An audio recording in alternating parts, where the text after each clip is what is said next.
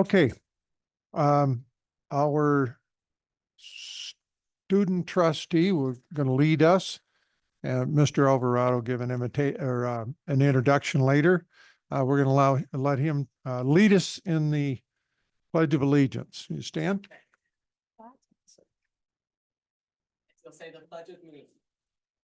I pledge allegiance to the flag of the United States of America and to the republic for which it stands, one nation, under God, indivisible, with liberty and justice for all. Okay.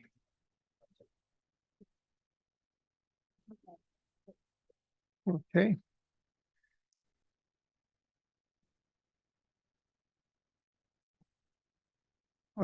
B is approval of a flexible agenda. I'm prepared to make a motion. Carrie? I make a motion that the board approve a flexible agenda. Second. Okay, we have a motion and a second. All in favor, say aye. Aye. Oppose? Pass unanimous. Okay, start public comment on agenda action items. Public will be invited to make comments at this time on the agenda action items where such comments shall be limited to 1.5 minutes per person. Anyone with comments on action items that will take more than 1.5 minutes is encouraged to put their testimony in writing and provide a copy to the board prior to or at the meeting. These copies will not be read aloud, but will be added to the minutes of the meeting upon request.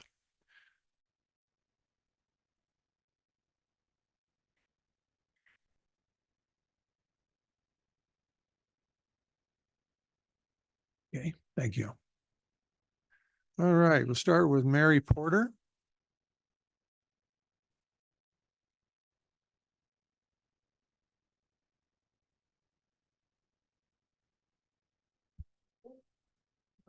No, now it There is. you go. All right. I just have a few comments on item 11, which is the protocol for contacting counsel. And I thought that it was in need of a little bit of revision. I think that you should include in front of legal counsel or near it indication that it is legal counsel engaged by the district, so that you're not just talking about legal counsel in general. I looked at item implement recommendations and report to the board, and I wondered if you should be thinking about putting in some language about what would happen when board members engage counsel after the counsel engaged by the district has made recommendations, because it sounds like here you're supposed to be acting on legal advice as it recommended by your own legal counsel, and that didn't happen earlier when legal counsel was engaged by some board members. The other thing I wondered about is if there could be circumstances where special counsel is appointed under an insurance contract, and you may want to add some language about point of contact when there is special counsel that needs to be appointed. Those are just my thoughts. Thank you. Okay, thank you.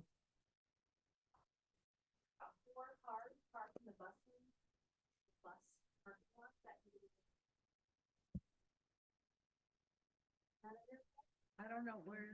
Yeah, where's the other side of the green dumpster? Like Honda Civic, New Hyundai, SUV, those cars need to be moved, they're in the bus lane. That's a big Okay. car.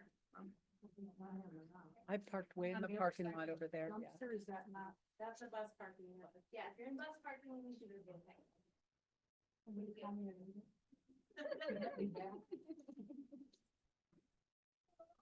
We're just gonna pause real quick for a minute. Should we pause, make mention of pausing, would you, for the record? That we're pausing for the record? Yes, we'll be pausing until they come back for the record.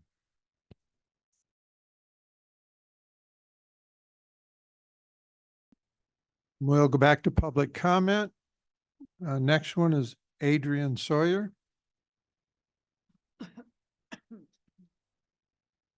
Excuse me.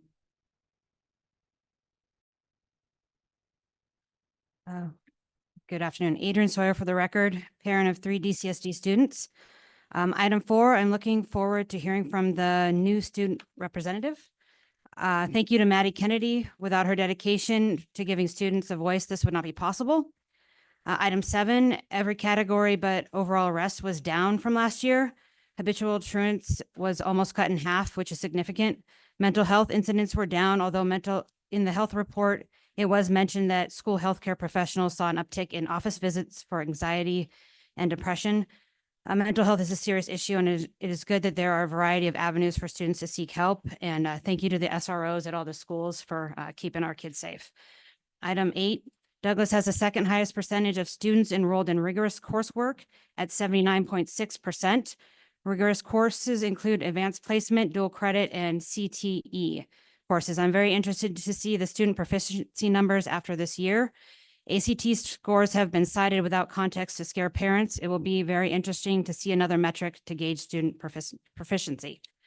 Item 12, I'm not sure about this item, if this is, the purpose is to approve an RFP or what the cost is, what the end game is for this item. I know that nobody wants to close schools, but it did say that in there, and it does make me sad to think that it is a possibility that one of the schools that my kids attended could be closing.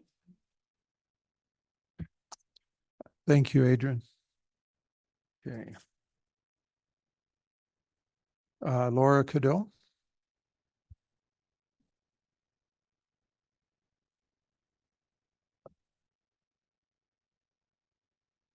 Laura Cadeau for the record. This agenda reminds me how much times have changed since my child was in school. Back then, enrollment was up and we hadn't even built Pinion Hills yet. So it's really concerning to me that number 12 is on the agenda, that there might be possible school closures. But I was happy to see that an RFP is been suggested. And in this case, I will say something that hasn't changed is parents' interest in what's going on with their schools and how it impacts their children. So rather than seeking to handle things yourself, if it comes to that, I hope you do authorize an RFP. I also want to discuss item 11. Again, I support putting controls on when trustees can contact legal. Definitely, you are entitled to contact legal if it involves you personally, but when it comes to reaching out for administrative issues, there needs to be a liaison. I don't want the legal counsel to step forward without being authorized to create policy.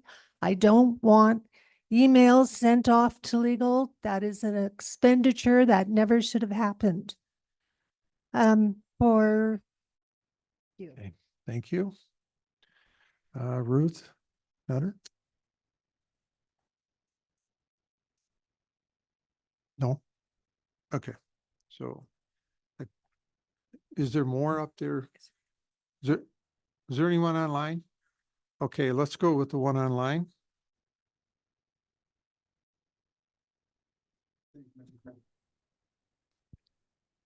Sir, please, and you have ability to talk. Sorry, this is Colin. This is Colin Burrows. Today, I'd like to talk about item 11. Today, we'd like to address an important issue concerning how the board members interact with legal counsel. We all recognize the importance of having legal advice, but we must acknowledge the growing financial burden this excess places on our district. In the past year alone, we spent over $380,000 on legal fees. At the same time, we've cut substitute pay bonuses, reduced hours for our parahelp, resources that are vital to our educational mission. Also, every single student has been asked to donate schools through selling candy or other fundraisers. Again, asking parents and families to add even more financial burden on families. We need to reevaluate how we utilize legal counsel to ensure we are being both financially responsible for our operations. I propose the trustees should only contact legal counsel directly if they have individual questions or concerns about their legal obligations. Trustees play a vital, critical role in our governance, especially for those related to policies.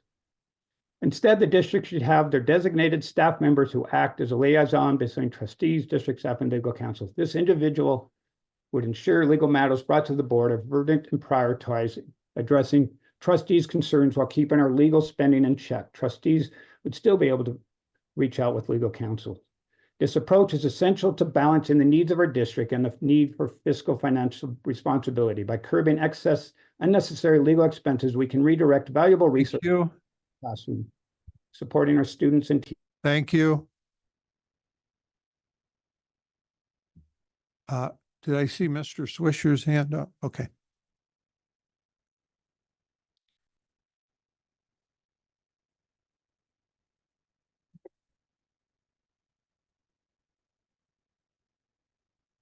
Marty Swisher, Gardnerville resident. Consent agenda item 3F, monthly update on enrollment counts. I plan to email Mr. Alvarado to look into why from the August count day, the district appears to have reduced by 31 students, and Douglas High appears to have had 51 students withdraw.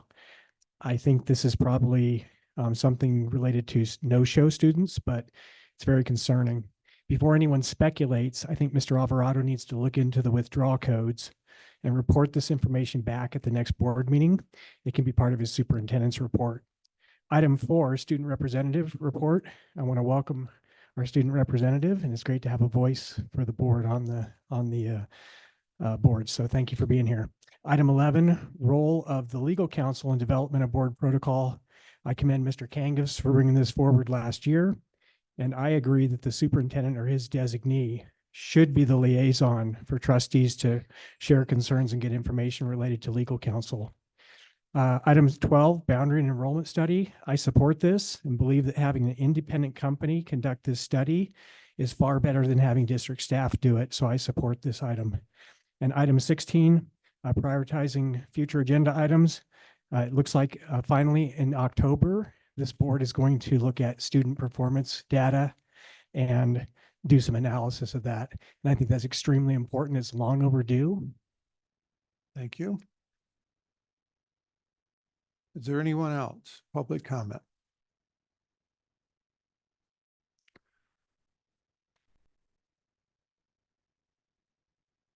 Yeah, there will be a second public comment, not agenda items. Okay.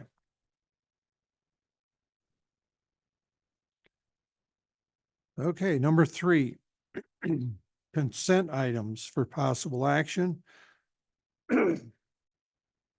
Information concerning the following consent items has been forwarded to each board member for study prior to this meeting, unless a trustee or individual organization interested in one or more consent items has any questions concerning a particular item. The items are approved at one time by the Board of Trustees. The board president may defer action on such a particular matter or matters at his or her discretion, and may choose to place the same at the end of the regular agenda for separate considerations. Do I have a motion or discussion? Well, I have a motion first, then we can discuss. Like the motion? I'd like to make a motion to approve the consent items. Second. Okay, we have a motion and second, and we'll open for discussion. Any discussion?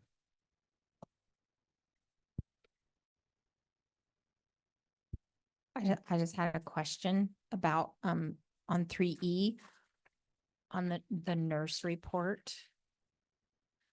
Do we have a breakdown per school? Do we know? Is that something? We have do? our chief nurse here, so I'd like to call her up. She's hiding. I would love a copy of that. Thank you so much. Okay. Just for information. Later. It's gonna be presented, which is under one Sunday. Yeah. Okay. I have a question Go about ahead. the enrollment and what Mr. Swisher was talking about. Do you understand what the problem is, or could you explain? Yeah, so there's a discrepancy. What he's talking about is if you look at Douglas High School, currently the enrollment is showing 1,518 students. Back in August, it was 1,569 students. That's a 51 student discrepancy. So there is withdrawal codes that we can look into to see if this is accurate information. Because And that's I more can- than the total.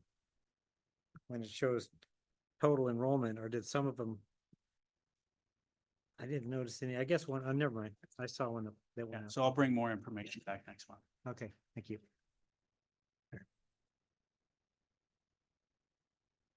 Anyone else? Okay, we have a motion and we have a second on the floor. Call for the vote. All in favor, say aye. Aye. Aye. Oppose. Okay, passes unanimous.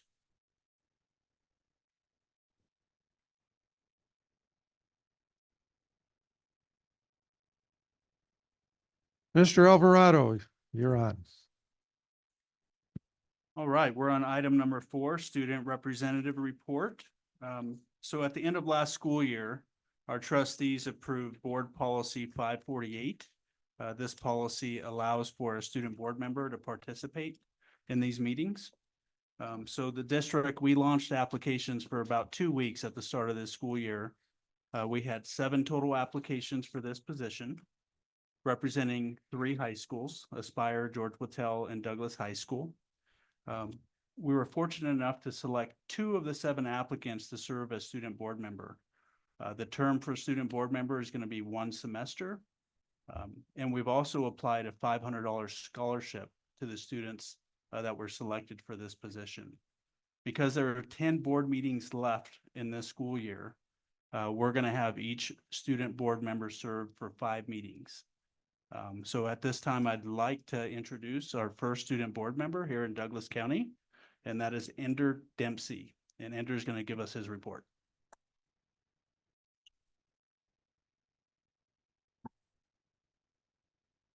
Good afternoon. Oh, wait, can you hear me? Okay. Okay. All right. Good afternoon, everyone. I'm Ender Dempsey, and I'm a senior at Douglas High School.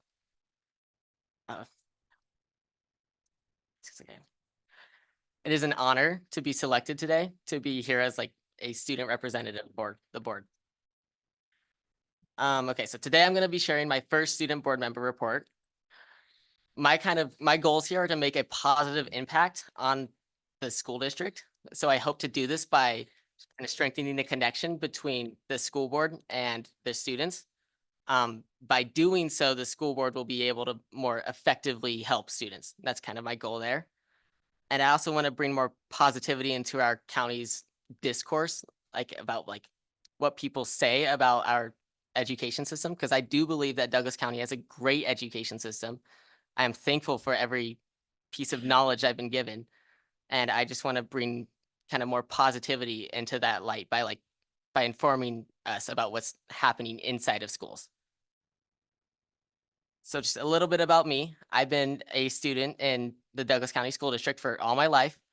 I attended C.C. Manili Elementary, Powaloo Middle School, and then now Douglas High School. I've been an involved student. I'm a part of our academic team. I'm now the captain this year. Math club, cross country, several CTE courses, and many AP courses. These classes and activities have led me to be ranked #1 in weighted GPA.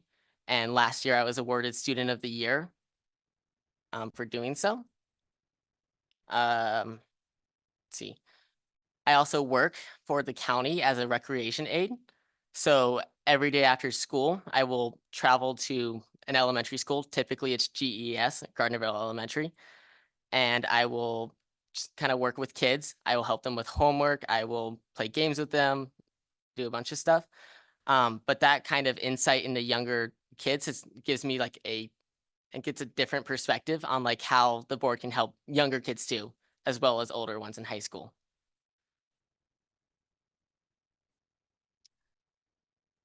Okay, my main motivation is that I'm just passionate about education, like student education, because at heart, I am a learner. Douglas High School in the entire county has gifted me knowledge, and I think that by improving our education system, we can give all students more knowledge and make more learners who will further empower themselves and our schools. So just some updates for the start of the school year. Our football team has won its last 2 games, putting us at a 3-1 record. Our last game, we beat North Valley's 56-32. Look at us go. We have several new clubs this year to join our existing ones. Some of these are the NFL Weekly Pick'em Club, where students will they'll kind of pick who they think is going to win for the season, and they compete with teachers and each other and stuff. It's a lot of fun for them. Scrapbooking Club is a new one. We have Math Club, Guitar Club, Key Club, which is a community service kind of thing, and Interact Club, which is the same kind of thing. Our annual fall homecoming dance is going to be held September 28th.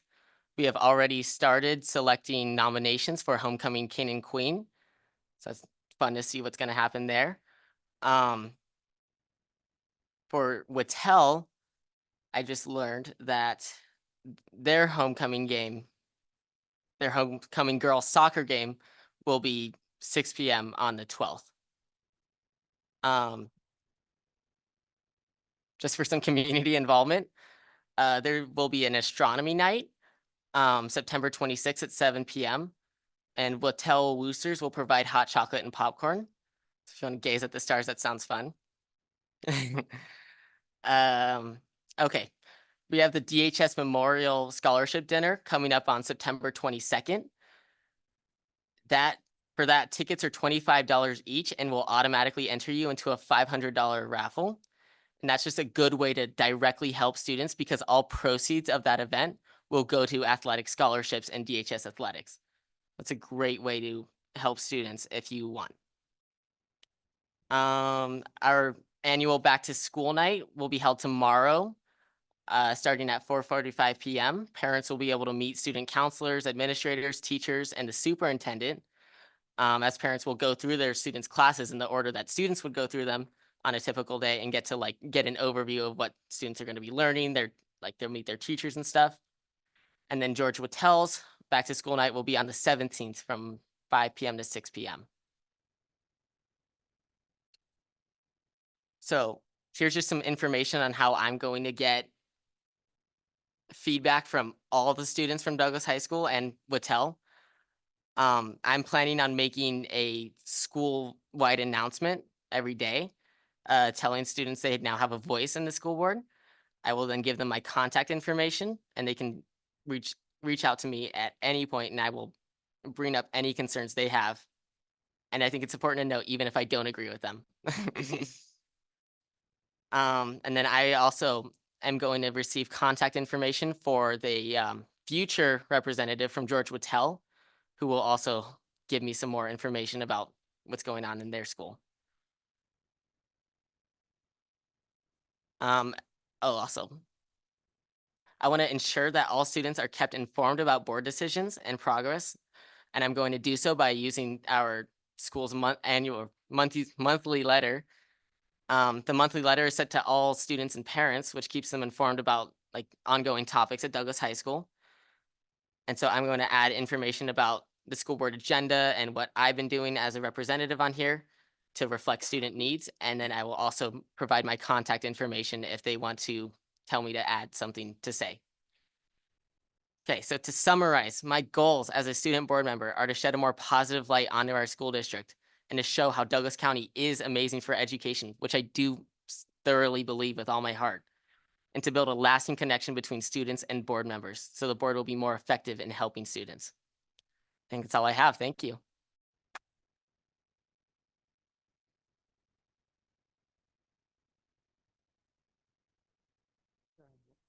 Next time we'll applaud for those wins with the football team too, right at that time.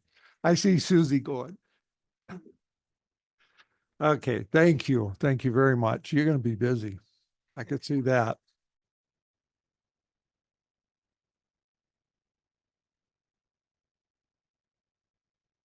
Okay. The next one number 5. I'm going to turn that to Mr. Alvarado as well. All right, item number 5 is a special recognition item. We have 2 recipients for the Gregory Betts Honorarium Scholarship. Before we call on our recipients, Ms. Betts, is there something that you would like to say? Thank you. There's always something. So true.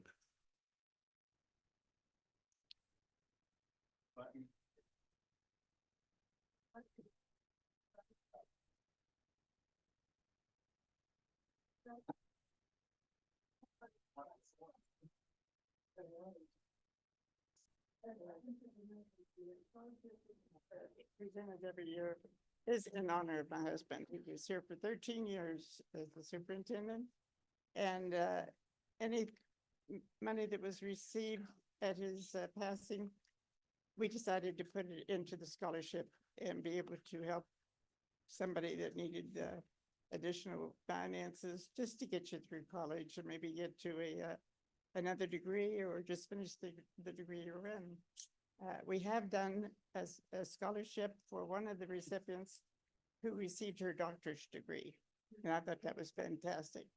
Now, we talk about teachers and educators. This scholarship is for anyone, any employee in the district, including the superintendent. If you want to improve your skills on whatever you're doing, if you're a maintenance worker out in a warehouse, if you're a cook down in the cafeteria, anywhere, doing any type of a job, secretarial improvements, whatever you can think of.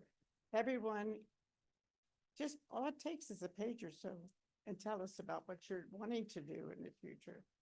We know you've done a good job in the past. So do think about just writing a page and seeing how successful you are. If you win this year, you can go for the second year. And if it takes 3 years, keep applying and see how successful you are. But could we have the recipients come to the front?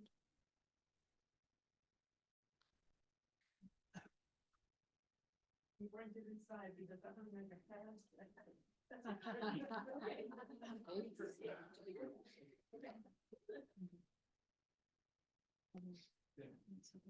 First recipient is Amy.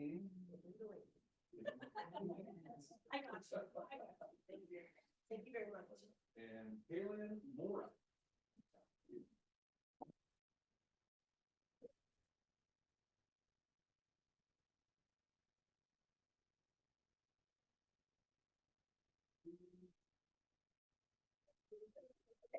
First and foremost, I'd like to extend my greatest gratitude and thank you very much for this honor.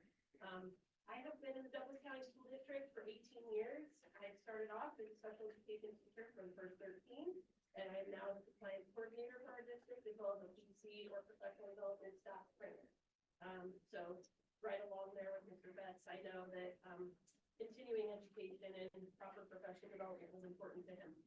So at this time, I decided to embark on my master's degree program for educational leadership, and I am 2 weeks away from being done. So thank you so much for.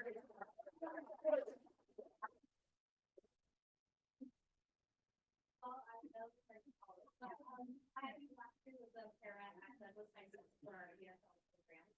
This is when I applied for the scholarship. I am now working on my student teaching at Sarcelli Elementary School. I'm in 5th grade there this year.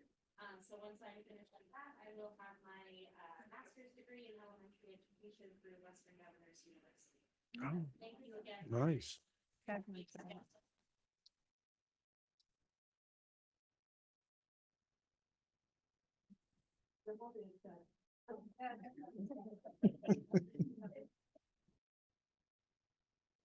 Still got a sense of humor.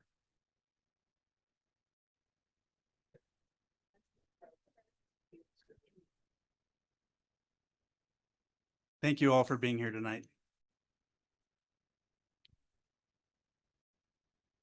Okay, the next thing on the agenda is we want to welcome Jennifer Tyndall, if she would come forward. She is the Jen is the district nurse, and she'll present a proposed board policy for concussion protocols and the associated administrative policy number 549 as a point of reference for the board review and possible actions. Jen, welcome. Thank you. I read the whole thing, right, Jeannie? Okay. Summarize it? Okay. Excuse me. Can you hear me? Okay. So over the summer, the legislature approved of Senate Bill 80, which talks about the prevention and the treatment of concussions in the school setting. We hit on mostly basically any grade level. It's K through 12, even though people assume that it's only for the middle schools and the high schools where there's sports. That's not true. It really is for anybody. Because even if a student were to go outside and an elementary student and hit their head on the ground hard, that considers a concussion and the protocol to be followed. So we came up with a board policy. It begins with starting about talking about the notice and warning. So the first thing, I'm not going to I won't summarize, I'll just summarize, but notice and warning. So this is participating in activities or events where a pupil may sustain an injury to the head and or concussion carries various risks, including head trauma, concussion, facial injuries, neck and spinal injuries, second impact syndrome, which I would like to briefly define because it's very serious. It could be fatal, is where an active concussion is still happening. There's still swelling of the brain and a person hits their head a second time, which can be fatal. Long-term effects, psychosocial impact, and then given these risks, the Douglas County School District and its associated schools prioritize injury prevention strategies, implement effective safety measures, educate participants and staff about head injury recognition and management, and ensure prompt and appropriate medical care when injuries occur to minimize the impact on pupil health and well-being. Further, continuing to participate in an event or activity after sustaining an injury to the head and or concussion can pose several inherent risks, including but not limited to increased severity of the injury, delayed recovery, risk of second impact syndrome, which we mentioned again, impaired cognitive function, masking symptoms, and then long-term health effects. And then basically the school district responsibilities will be, we must follow the new NRS that's associated with this Senate bill. Basically what it says is in subsection 3 of it, which is attached, and it's also in my administrative regulation, which is 12 pages long. So we won't get into that and bore everybody tonight. But that mentions that we must give every single athlete two things. Number one, a copy of this policy, and they must sign the back of it, which is the last page. And then they also must have the NIAA's protocol as well. Okay, and that'll be an attachment as well. Other than that, the next section is the last section. It will be up to either health care providers and or the school nurse and or the athletic trainers to determine when a student is ready to return to learn. That doesn't mean that they're excluded from their school every single day while they have a concussion. They can come to school. What it includes is other activities that are co-curricular activities. Even recess is one that we have to look at. There's an actual teacher observation tool. There's a elementary school nurse tool, and there's a high school or middle school, secondary school assessment tool as well that the nurse follows. That is our basically guide that the whole entire state came up with for the entire state at every single school level for us to follow to determine when a student is ready to return to learn. As return to play, that must be deemed only done by a healthcare provider. School nurse, athletic trainers cannot do that because it's more serious, it's more impacting. Okay, and that's pretty much it. Question? Okay, do we have questions? Yvonne? What kind of training are you going to be doing for nurses and staff members? So our training it's going to be a PowerPoint. It's already almost completely done. What we have to do is we have to use the CDC's Heads Up protocol. So there's it's wonderful because there's different trainings that are for school nurse personnel. It's different for the coaches. It's different for the athletic trainer. And then teachers, it's a very basic one because they only have to know the tool. So I want to simplify it for teachers because they only have to do the assessment tool observation tool. So what about our playground aids? So they are considered, also, they can also follow the teacher observation tool. It's just a one-page tool that's very simple. Yeah. Okay, Carrie? Did you draft this policy? So Lyon County and Story County all have the same exact policy. I will say that I used my English major from college and I did revise it a bit. Well, I read through it a couple of times. It seems so complete. I couldn't even imagine what I could add. So good job. Well done. Thank you. Thank you.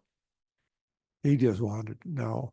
Linda, I wasn't ignoring you. know you I was weren't. watching the It's hand. going around the horn. Thank you for this. You did a great job. My question is on the return to play. When they come back, does everything get filtered, since you're the chief nurse, does all the paperwork and everything get filtered through you, or is it individual coaches? Or? Yeah. So with the return to learn, most of it comes through me. With the Okay. return to play, since it's more medical focused, it is through the coaches and the athletic trainer. Okay, thank you. Okay. Anyone else? Anything? Thank you. Okay. Thank you. Thank you, Jen. Thank you so much. Thank you. Well, we sure hear a lot about concussions more than ever. So thank you. So is this where we make a motion? I got Ruby over here. It's such a good policy. Go and ahead, Having been Bob. in sports and been coaching and all those different things with kids, this is so important Yeah. to make sure our kids stay safe. So I think Jen did a great job. Yes, very much. So can I make the motion? You can. Okay. I would like to move that we approve board policy of number 549 concussion protocol, first reading. I'll second. Okay, we have a motion, Yvonne, and second by Linda. Carrie, did you have something more that you wanted to talk? No, I do not. Okay. Anyone else? Anything? Okay. Call for the vote. All in favor, say aye. Aye. Oppose. Passes unanimous. Thank you very much. Okay, number 7, school resource officer report. John, she's a lot better looking than you are.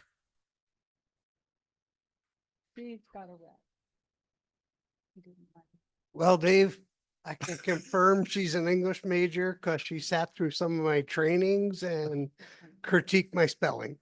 So There you go. That's why you have her with you. yeah. Just kind of want to go over last year's stats with you guys. If you had any questions for us. If we look at our total arrests, we see they were up by 4. They kind of go up and down. They're pretty much within the average of what we see. Last year, we did see a lot of the dab pens, which is the THC liquefied marijuana. Luckily this year, we haven't been seeing that. So we're hoping that's a little better, but it's early in the year. So our truancy stuff is down last year. And I really attribute that to Ed Perkins' work as a dropout prevention specialist. Ed meets continuously with students that are struggling getting to school and has conversations about how we get that fixed. When Mr. Perkins gets to a point where students aren't getting it, the SROs get involved and we do home visits and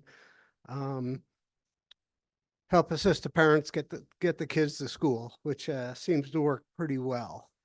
Habitual truants, again, we're seeing they're down. And I would say that's Ed Perkins' work because that position is a great position and he works hard. Kids pass my office all day long going to Mr. Perkins' office to have meetings about their attendance. So when we start looking at welfare checks and mental health evaluations, we see a lot of that is down. So when we look at that number, we're looking at the SRO's number. This is involvement that the SROs have had to get involved in. these numbers have definitely come down since we have added our social workers in all our schools. So mental health is really a huge component for our social workers. They do a great job. And what happens that we end up getting involved in like a welfare check, possibly the student left schools, not home, and SRO will go out and meet with the student, meet with the family, try to help figure out what's going on. A lot of the mental health evaluations we do would be, number one, possibly not a social worker on campus, or the family is in disagreement that their child needs a mental health evaluation. And then we will follow the legal 2000 process. And I've got to say, all of the SROs are good at communicating with parents, and upon communications with the parents, it's always a voluntary. A lot of times the SROs will step in and take the child to the mental health facility to help facilitate that with the parents, which has worked really, really good. So mental health, the school district has done a phenomenal job getting social workers in our school, and they are busy all day long, and they pull kids in, do regular checkups with the kids. And they're not their therapist. They're there as a support for them when they're having a tough day at school, which is amazing. So, and that's one thing I really hope that parents in the community understands. We're not looking to run therapy sessions out of our schools. We need support there when the kid's having a bad day at school. And they're there to help our kids be able to stay in school and get them through the day. So that has worked really, really well. Reports were down last year, which is a good thing. But I got to tell you, at least the 2 years prior, I don't know if something was in the water in Carson Valley, but it was busy. So last year, it was still busy last year, but it didn't seem quite as busy for the SROs in the schools. So. Just in case somebody doesn't know, can you say what SRO is? School resource officer. So those who don't know what an SRO, school resource officer, we are employed by the Douglas County Sheriff's Office. Sheriff Coverly supplies 4 deputy sheriffs to our school district. And we are in all of the secondary schools and elementary schools. So Douglas High School, we have 2 school resource officers, myself and Deputy Cunningham in the back. Deputy Cunningham took over for Deputy Grant, who got promoted.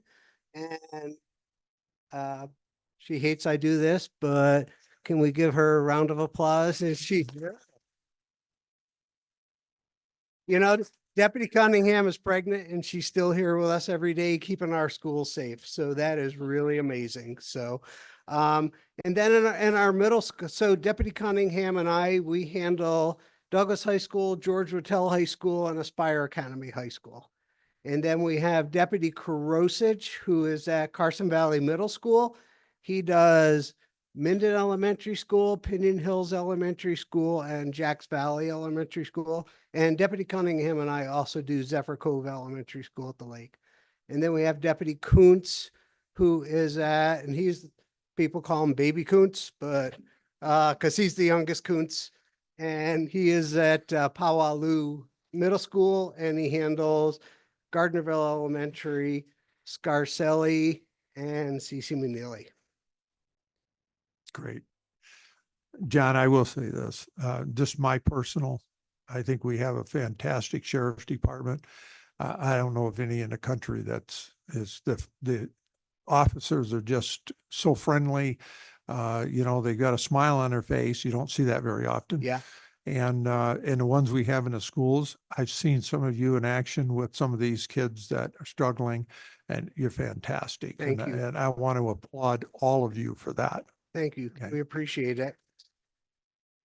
Well, and it's top down, Dave, from the sheriff all the way down. Yes, It's it is. people are invested in this community with our deputies, which is, it's an amazing thing. So anybody have any questions?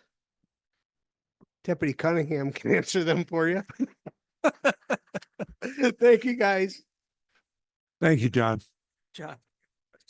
So great to hear the numbers being down. That's a sign of not only of the times, hopefully, but great work by you guys. I went through the report. I saw one thing that just caught my eye, and I don't know whether you can elaborate at all. but Okay. That was about the terroristic threats that Aspire or threat. Okay, and what that is it's a student threatening harm of the school.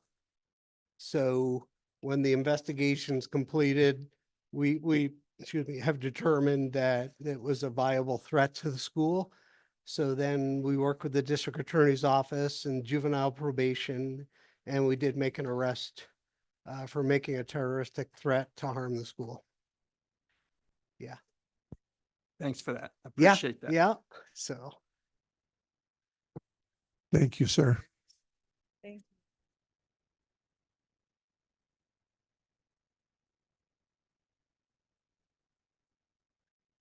Okay, the next one is read by grade 3 rate of improvement metrics for kindergarten, third through third grade, SG, for discussion, possible action. And we welcome Leslie Peters, Assistant Director of Education Services. Hi, Leslie. Hi, Dave. All right, so before I get into the metrics, I just want to give a little background of Read by Grade 3, just to kind of, so you understand why we have this basically proposal of this metric. So the legislature in 2015 voted and enacted an NRS that we would have a Read by Grade 3 law in the state of Nevada. So with that, we use the MAP test as a universal screener in the fall for first, second, and third grade students. Any student who is below the 40th percentile then requires a literacy intervention plan. For kindergarten, that universal screener is used. It's the reading MAP test, but they take it in the winter. And so we let them just kind of figure out school for half a year, and then they take this test. Same thing, if they're below the 40th percentile, they have a literacy intervention plan. There are some timelines in NRS with that. 30 days after the testing starts, they have to be tested with the universal screener within the first 30 days of school. Following that, you have 30 days to put together the literacy intervention plan, and then you have 30 days to then communicate this with parents. Parents sign these plans. They're very aware of what's happening, how their students are performing, and interventions that are in place. Another part of the NRS is that each elementary school is required to have a literacy specialist. So we have 7 literacy specialists in the district. They all do an amazing job with interventions, professional development to teachers, progress monitoring of the students, getting those teachers back together and talking to look at the data and are our kids improving? Are they not? Do we need to change an intervention? What does that look like? So they have a heavy lift in their buildings, but they are all very qualified and do a great job.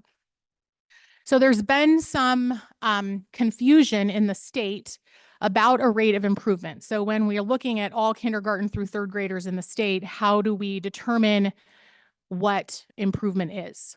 And so as part of Governor Lombardo's ACing accountability, that $2.6 billion that he gave to Nevada for education, he made a big investment, but he expects a return on his investment. And so with that is the ACing accountability plan. And Read by Grade 3 now has a little more teeth to it, let's say. So I attached the memo to the board packet, or I gave it to Annie to attach to the board packet that outlines. And so in a way to clarify for everybody in the state what this rate of improvement was, Governor Lombardo worked with Joan Ebert, Superintendent Ebert, and the Department of Ed. And so they're looking at 2 separate metrics. They're looking at pulling all of the kindergarten through third grade for our district and looking to see that 65% of those students in those grades or more have met their individual growth goal, which is determined through the MAP test. So students take the MAP test. It is a test that adjusts based on how they're doing. And so then from that, when you take that in the fall, it's going to populate out what your growth goal should be. So mine might be different than Dave's, might be different than Frankie's. So part of that metric is that 65% of our kinder through third grade students would meet that individual goal. And most teachers make that goal pretty known to the students. You know, those kids will go in with a sticky note or a, here's where I was and here's my goal. And there's conversations happening about that, which is great. The second part of that metric is that we would have a 5% increase annually, looking from fall to spring on the MAP test, of students who are at the 65th percentile or higher. So if you think about a bell curve and you have 0 over here and you have 50 here, we want at least a 5% increase of students at the 65th percentile or higher. So this is all data that we collect. And then we report this data out in an October 15th read by grade 3 report to the state. So next month, that will be something that is included in your consent agenda so you can see what this looks like. I'm here tonight because what we have to do is the board needs to approve the prescribed metric. And so the two things I just explained, 65% of students in K3 meeting their individual growth goal and a 5% annual increase of students at the 65th percentile. So what that means is, like, if we have 35% of students at the 65th percentile, we would hope that at the end of this year, we would have 40 and the following year, 45. So goals look different across the state based on where your district is. And so those are the two metrics. I believe that probably most districts across the state are going with the metrics that Governor Lombardo and the Department of Education prescribed. And so that would be my request. And then I have to include that into our October 15th report and then pull the data that shows those metrics.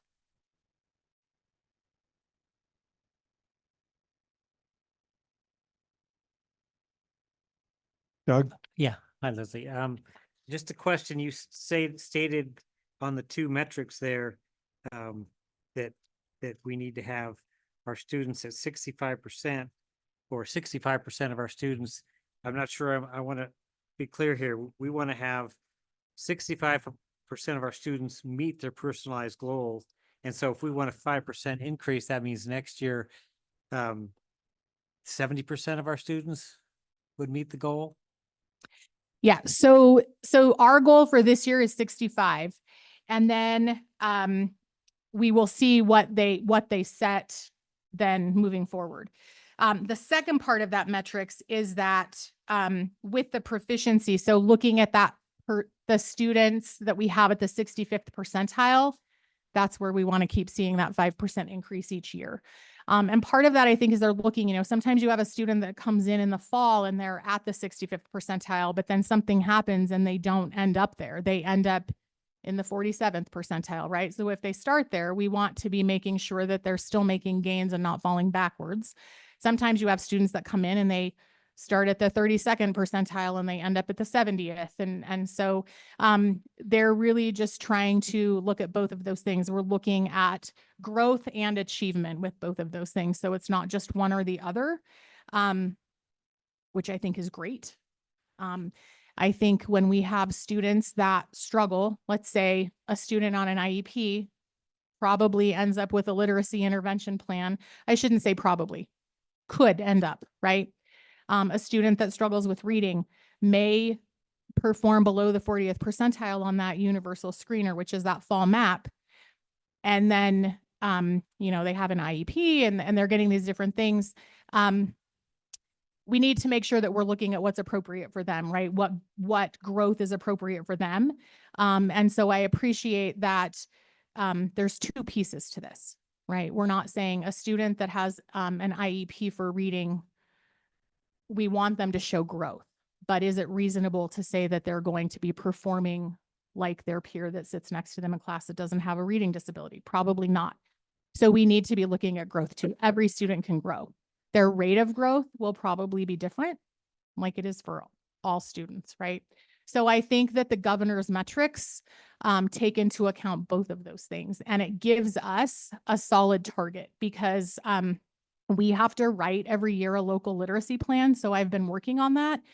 The metrics, if you approve these metrics tonight, become a part of that plan that I write in and submit to the state about how then we progress monitor and then what our end data looks like. So when you say 65 percentile, is that of our district or is that a statewide?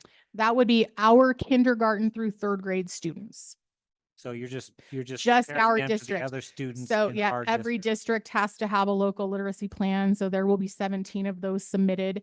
I would imagine the majority of those will have these metrics as their rate of improvement. But you're comparing the students in the district only. Correct. Okay, thank you. Yeah. Yvonne? You had said that there needs to be a 5% increase, but I see here on the bottom, it says a 5-point annual. It's 5 increase. point annual, but Okay. it's, so like if we're sitting, let's say at 32, Mhm. then we're going to want to have, it says 5 point, but the goal would be 37. Okay, So, all right, just Yeah. making sure. yeah, no, that's fine. I understand that correctly. Yep. Okay, you. Carrie? So at the 65 percentile, do you know where we stood, say, at the end of last year? Yeah. So I have, let's see here. We had, the 22-23 baseline data that we had, which would have come from the previous year. 65% of students was the goal, right? Meeting their individual growth goal. And we were at 47.7. I'm right now in the process of calculating all of that. I have gotten all the data from Jessica Hendricks. And so now I'm going through and looking at all of those students individually to see where we fall. First grade right now from last year was 48.7. So first grade's up a percentage point. But I still have to calculate kinder, second, and third into that.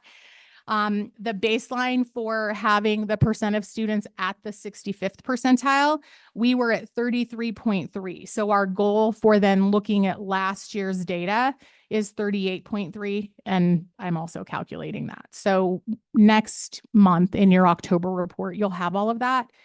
It will also be broken down by students who receive intervention, and how many of those students made growth. And then some of this overall number is for all kinder through third grade students. Thank you. You're welcome. Anyone else? Linda?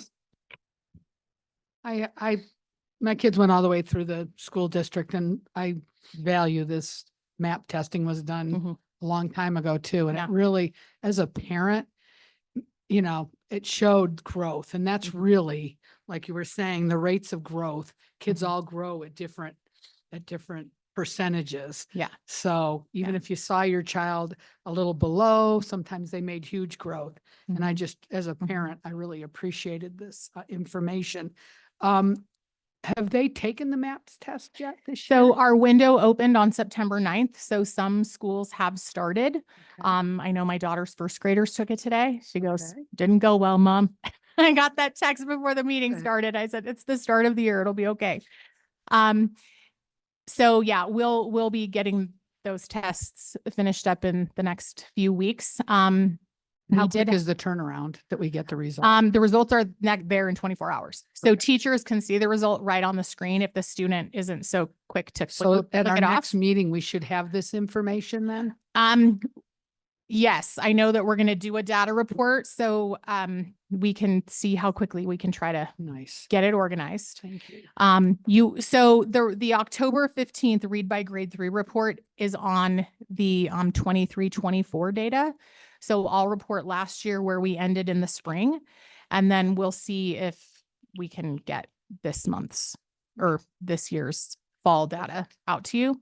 The other thing we've done, just because MAP, like you said, Linda, there's so many pieces to it that are great for teachers and families. We had a reports training for our leadership team last week, and on October 4th, which is one of our PD days, our elementary and middle school teachers will be trained in kind of diving in to the reports and how they can use that information then to guide instruction, to group students. There's resources in there. So we're trying to make sure everybody knows how to use the tool we have. And with this ACing accountability, the MAP test that didn't ever really feel like it was high stakes is kind of feeling like that now. Like there's some additional accountability. And so we really need to make sure people know how to use that data, what it's telling us, and how do we design interventions around that for students. And teachers are given, like testing strategies, you know what I mean? On the front end. Our literacy specialists do a lot of that professional development. And I mean, we just have a lot of teachers that have done it and know, you know, those conversations are important with kids, building testing up, that it's not this bad thing, but it's a way for them to show what they know, and we can celebrate their growth. And yeah. Thank you. You're welcome. I have one question. Okay. I might have one answer. Might be a long one. The question or the answer? Both. Okay. No, I'm kidding. If, just curiosity, if you're setting a say 5% and you want to see an increase. Now I know Wayne out to, he is our past president of NASB. He's in Lincoln County and quite a bit smaller school system, but their board set a standard of 3% in order to start with. And every year they have met that. Okay. And that's been probably 4 or 5 years now. Mm-hmm. So what I'm asking is if, say, for instance, the 5% and we're meeting that all the time, do you as well as Mr. Alvarado and staff, do you have a right or a plan to say maybe we should bump this a little bit to make it more of a challenge to see? You see what I'm saying? Yeah, we have the ability to do that. So even today, like Governor Lombardo's plan is a 5% increase of that 65th percentile. You could say, I want to be like Lincoln. Let's do 3. You guys can have a discussion and decide that. I just kind of feel like if the governor and the Department of Ed came out with a metric, let's start with that. It makes sense, right? But we certainly can then look at that. And like you said, if we have a couple years where we're being successful, then we can look and say, do we raise it to 6? You know, is that what we think? You know, what's our data telling us? How do we adjust it? So I think that that's a conversation that could be had every year prior to that.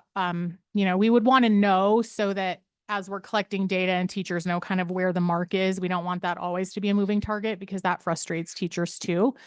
But definitely, I think, you know, if we looked at that data for a couple years and started to see a trend, then that could be a great conversation to have. Yeah, one of the things I've learned in some of these trainings is you got to look way ahead as a board. You got to look ahead for the school and try to plan. So yeah, I feel that where we are with our data, I don't think that I think that the governor's metrics gives us a good target. I don't think that I'm going to do a report and come back in October and say, oh my gosh, like we're way past where we should be. So I think it's a fair target. And I think that it's something that when we share out with staff, they will not feel overwhelmed and like, oh my goodness, I'm working hard and it's not hard enough. You know, that's a hard feeling as a teacher. Yeah. So. Yeah, I'm just thinking it's not about, you know, all the numbers are going to tell you. So correct. And I really don't necessarily need to see that as a board. We want to see the numbers, right? But we don't necessarily, I don't think that we have to put that on the administration. I think if we work with the superintendent and staff, that we're going to know that information, we'll hear, and then you guys make the decisions. You know, we don't want to make micromanagement. I don't think we need to do that. Yeah. Okay. So, anybody else? Okay. Okay, my glasses on here. Thank you, Leslie. Yeah, now well, hang on. She's got it. I'm sorry, go ahead, Terry. I was just prepared to make a motion. I'm good. Go ahead. I think she wanted, did you? Oh, wait a minute. Oh, okay, No. okay. Cause you. Oh, yeah.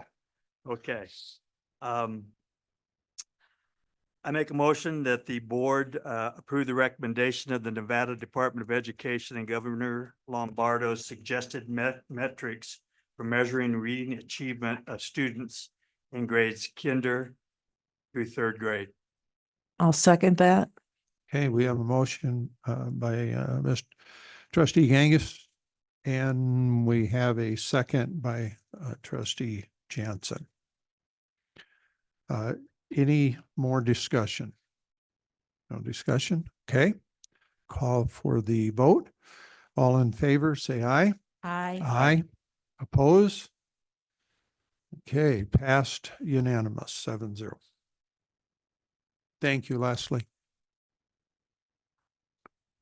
Okay, number 9, implementation of the Nevada Educator Performance Framework. Now, this is for information only. And the way I read it, we are looking at Mrs. Dwyer. Okay, so NRS requires that we have a plan of how we carry out the NEPF, the Nevada Educational Performance Framework, which is how we evaluate our teachers and our administrative staff. And so each year we put together a folder that all of our admin can access that walks them through the NEPF system and the requirements of such. And so I have put together a timeline of due dates throughout the cycle and when observations are due and conferencing. And we actually in human resources, we keep track of all NEPF data and we have to report that data to the state each year. And then they put together a report for us on our data, which is the next item that you can see that. So I have item 9 in your packet are the steps we take to make sure that that we're following the framework. We do provide training with our administrative staff through leadership. So we train them on NEPF. Pam Gilmartin, our principal at Jacks Valley Elementary School, does a fantastic job of training our new administrators and our aspiring administrators, and actually any administrator who wants a refresher on the NEPF and how to collect data and how to score consistently and fairly. And also our professional development center provides level 1 and level 2 training to our new teachers.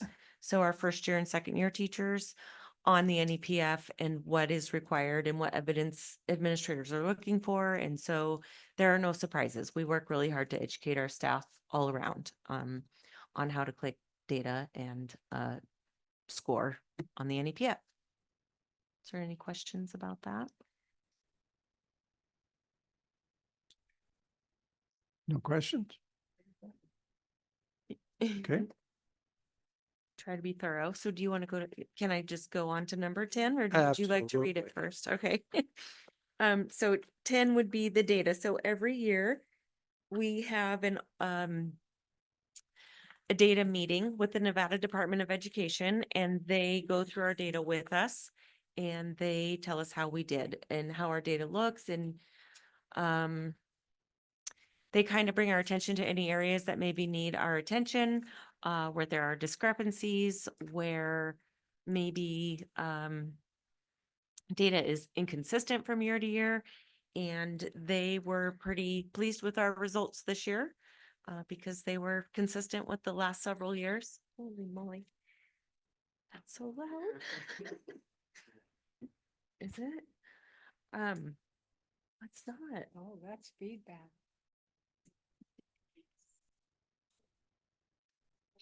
See if that works. Does that work? Ooh.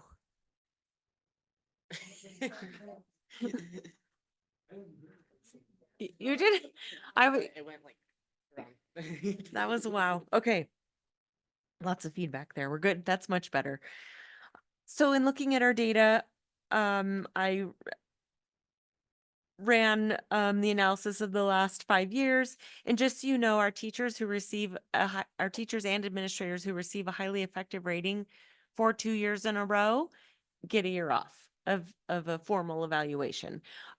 We ask that they still go through the process and have conversations with teachers, goal setting, and administrators. So goal setting conferences and still look at their student learning goals and their data in their classrooms, but they don't have a formal evaluation. So that's that exempt status that you see on there.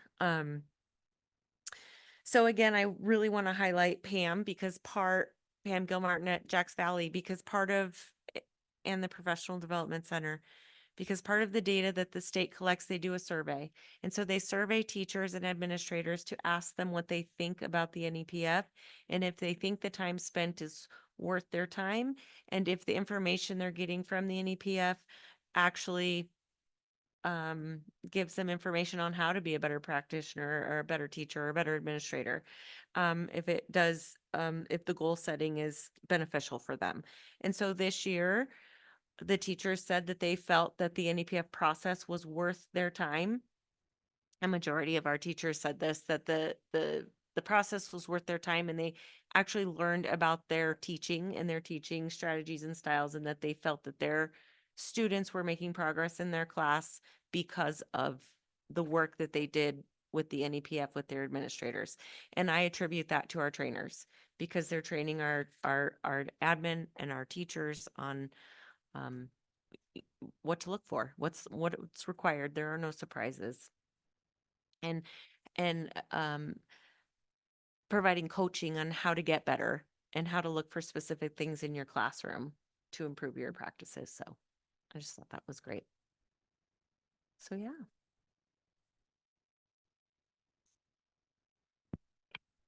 Surprises are for birthdays and Christmas and stuff. Not that, right? Yeah. Linda. Okay. Linda has her hand up. I'm sorry. That's okay. So as far as the surveys, are those anonymous, or are they attached to a person taking it? From my understanding, they're anonymous. The Okay. State Department sends out several pushes Okay. through April and May for our teachers and administrators, and they And, just collect if they're a teacher or an admin. That's all, not and personal. do we get a report on the percentage of people that fill that out in our district? Yes. And do you know what that is? No. Okay. But I'll get better at this, I promise. That's okay. I'll have- And then I have more questions. I can get that information Sorry. for you. I was just curious because I'm on the NEPF committee through the state, Mhm. and I have a meeting on the 25th. So it would be nice to have that. Mhm. Well, they'll probably tell me to, but whatever. Anyways, and the other thing is, the other question I had is, are we, when we're doing our teachers and administrators, are we evaluating 100% of our teachers and administrators with the NEPF? Yes. Okay. Also our school nurses, our social workers. Yes, our and school librarians psychologists, and librarian, everybody. yes. Yeah. Okay. Everybody has to be evaluated unless they're exempt. And Right, unless that's- they've had the two highly effective in a row. Yes. Okay. So this number here would represent how many, with the exception of the highly effective, would represent how many, this is just our teachers. We don't have the information on the other things. What you gave us was teachers and administrators.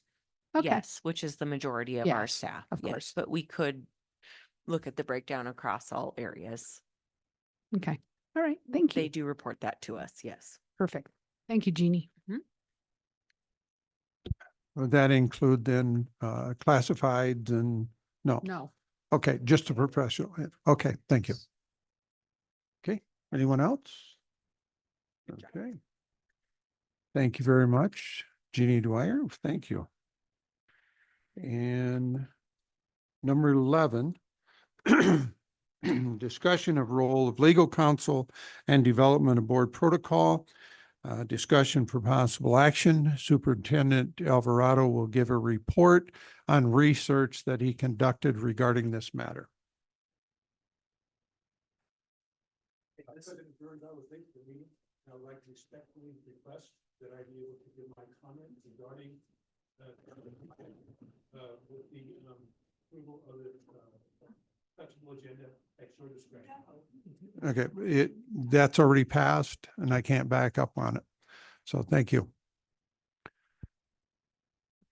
Okay, so this is a rollover item from the August board meeting. The board directed me to do some research regarding how the other districts in Nevada handle legal counsel. I reached out to about 11 other districts. I've received a response from 8 of those districts. I'm not going to go into specifics of each district, but I can tell you who I heard from and what they do in regards to legal counsel. So the 8 districts that I heard from are Carson City, Churchill, Elko, Lander, Lincoln, Lyon, Nye, and White Pine. All of those districts, the board delegates authority to the superintendent to serve as liaison with legal counsel. Most of them also ask that anything that has to be with like an employment issue, a separation agreement, that comes back to the board for a decision for a vote to happen. In terms of how much each of those districts spend on legal counsel, it's a wide range. So I can say districts about our size or just slightly bigger are spending anywhere from $100,000 to $200,000 in legal expenses on an annual basis. Small rural districts are spending about $8,000 to $10,000 on legal fees. So that's the research that I did for you. Also, we do have a red folder attachment that Ms. Jepson prepared for tonight. She made some revisions to the proposed board protocol for contacting and requesting legal counsel.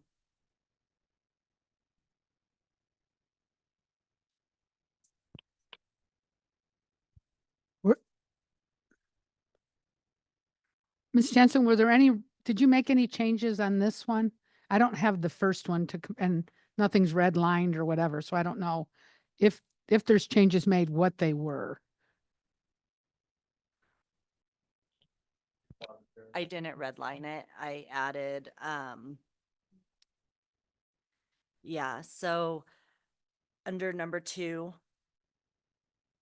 it's the second paragraph, and this was just based on our discussion from last meeting and the concerns I heard from certain board members and notes I took. I put more restrictive language in there so that you guys could discuss further. So section 2, the second paragraph, I added that. This was based off of research that Mr. Alvarado did from other districts and certain policies they may have regarding their legal counsel. And that is really it, because that's the only section that concerns contact with legal counsel via board or superintendent.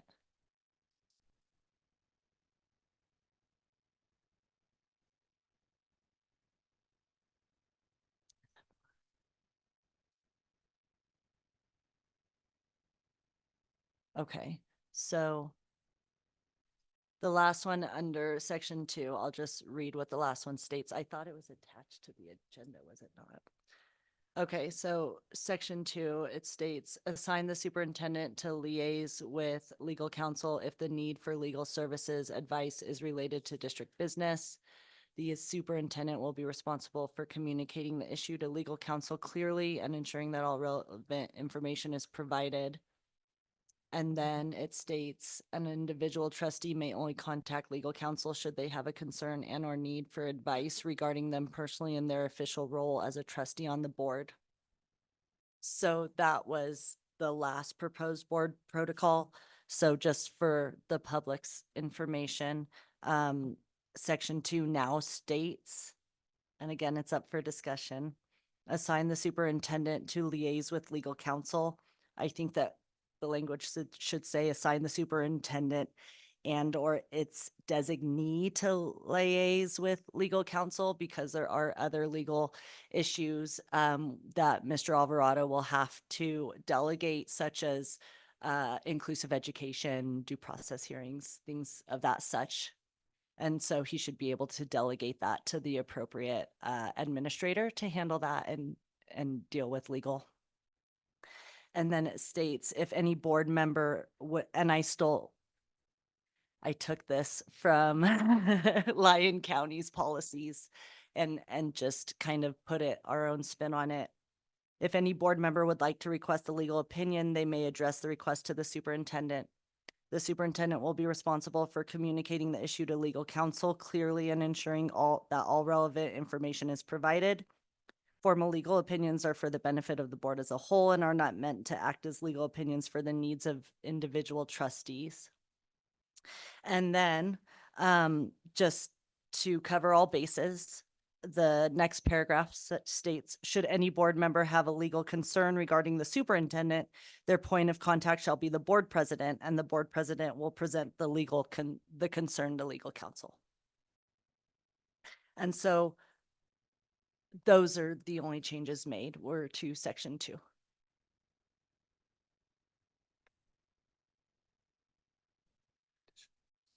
Oh, I'm sorry. And then in doing my research,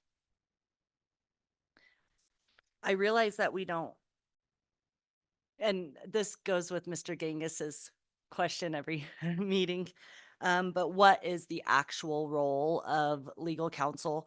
And so in the bigger districts have pages and pages and pages of explanations, but I went to the districts that are more comparable to our district. And so I took what they used as the legal counsel's responsibilities and added this to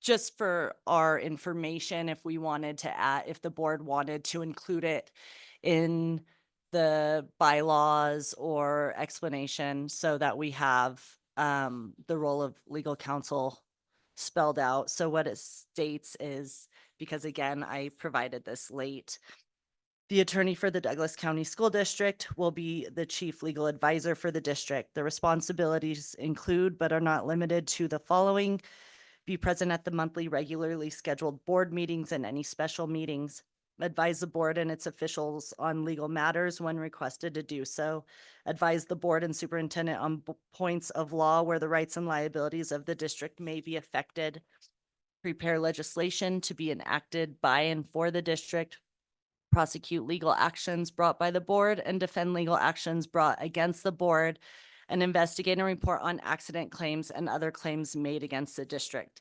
Again, it's just a very broad understanding of what role of legal counsel is, but Mr. Kingish, you've been requesting this, so I thought I would include it.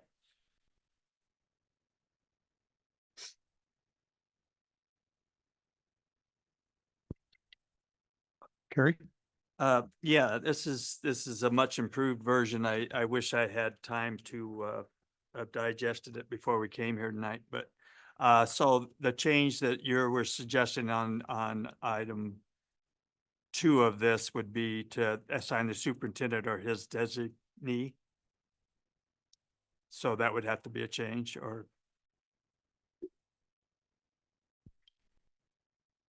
Excuse me, what did? What is this? point of contact number 2. Yes. She wanted to add the superintendent or his designate or designee. I'm not sure what the word would be there. Help me. Yes, I would suggest that we include and/or its designee. And I agree with that personally, as this board member. Yeah, there's, certainly, this is tough to do. And, you can make any law you want and sit it down as a board, law or board policy or anything like that, but you certainly can't stop people from doing what they do. So having guidelines is the best we can do. And I think that as individual trustees, we owe it to the county and the school district and the board to think very, very carefully prior to making any outside contact by themselves to our legal counsel. So I feel pretty good about what I'm seeing here. I don't know what else I could add at this point.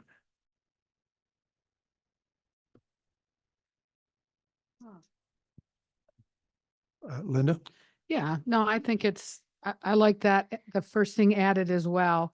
I think that's good. I think it looks as good as well. I think what we need to do though is bring this back in a completed form and then we can vote on it the next time. And maybe we can get it a little bit earlier so we can have, take a better look at it then. You want this as a bylaw? I don't know. Is that something we would have to put on the agenda to decide next time? Yes.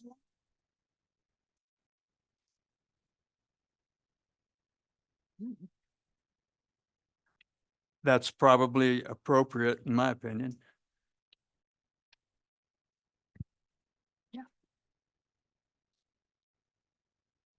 So why don't we make a motion to some effect? Well, Sorry. can I yeah, speak? either, I'm thinking here, I'm a little slow today. It's, if we're miss something here and we feel that something needs to be added, times change all the time. Policy or bylaw, either one, can be amended and changed, changed by the vote of the board, majority vote, correct? Yeah, so I think we need to do something and, and then we can always bring it back and say, what about this? Yeah. Yeah, down the road, we can run it. Yes, Yvonne. So I like what I see so far, but I have a question. What is the difference between policy or bylaw? I assumed they were very similar. So I'll wait for somebody to ask that. I just want to make sure that if this is something that we put on an agenda item for next month to make this a policy or bylaw moving forward, that where does it belong?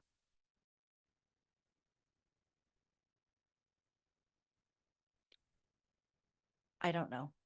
I don't, I have. I love your honesty. I could look into that and we could bring it back. We have to bring it back, it sounds like, or once you guys are gonna move to bring it back for a third and final reading. And so we could have the information and include it in the agenda item at that point and decide how best to treat it. I want to know that same answer. As much reading and everything I've done, I still do not have an understanding of which is which and what's the Right. difference. So is this at the point where we would make a motion to bring this back at next month's? Well, Is that what we need to do? I'm just trying to make sure we have no open meeting law violations. well, this is what you have to think about is if you don't make a motion to take a first reading on this, because between the first reading and the second reading, you can bring things back to put on to the second reading and changes.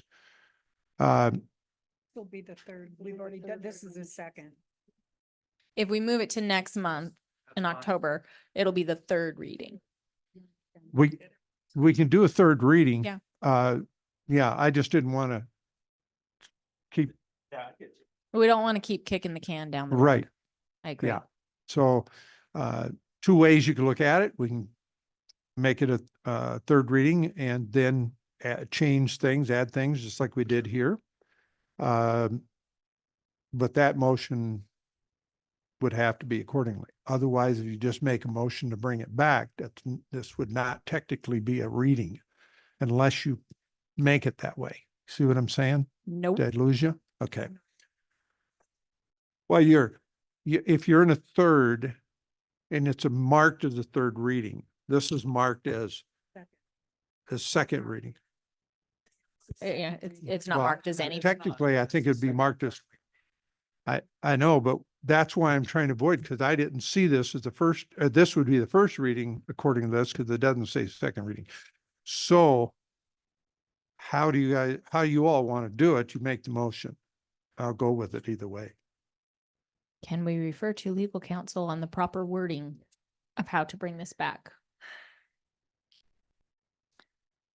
I would suggest that you move to have legal counsel make suggested edits and bring it back for first reading of the final version. Would we add in there possible for possible policy or bylaw?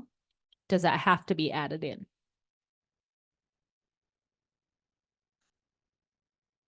And approval as what I believe is going to be a bylaw, but I will do additional research.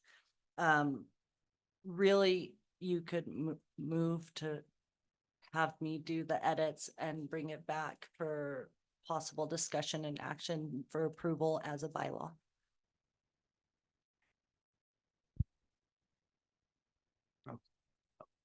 Gonna make a motion. No. No. You're on a roll. Wow, we'll try. Go ahead, Gary.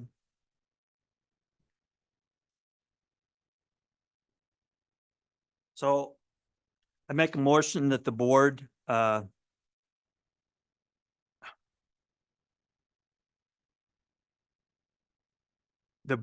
approve bringing this back to the next regular board meeting with the changes made and proposed as a bylaw. Name it. Okay. I think we need to, Why don't you, yeah, go ahead. I'll rescind my motion if you would like to try. well, the only thing I'm saying is we need to say what it is. Whatever. Never fall. Sometimes, I guess. Okay, I'd like to make a motion that we take the proposed board protocol for contacting / requesting legal counsel, and we bring it back to our next board meeting, and we give counsel the ability to make the changes that we've discussed. And she'll also let us know at that time whether it's going to be brought back as a bylaw or a policy for a first reading that way. She'll make the changes accordingly, and the changes will be, she'll add, assign the superintendent, and it's or it's their designee to liaise with legal counsel. That's it. I second. Okay. Linda's made the motion. Doug has seconded. Any more discussion? Carrie, you got your light on? No? Okay. Anyone else have anything? Okay, I call for the vote. All in favor of the motion, say aye. Aye. Opposed? Okay, passes unanimous.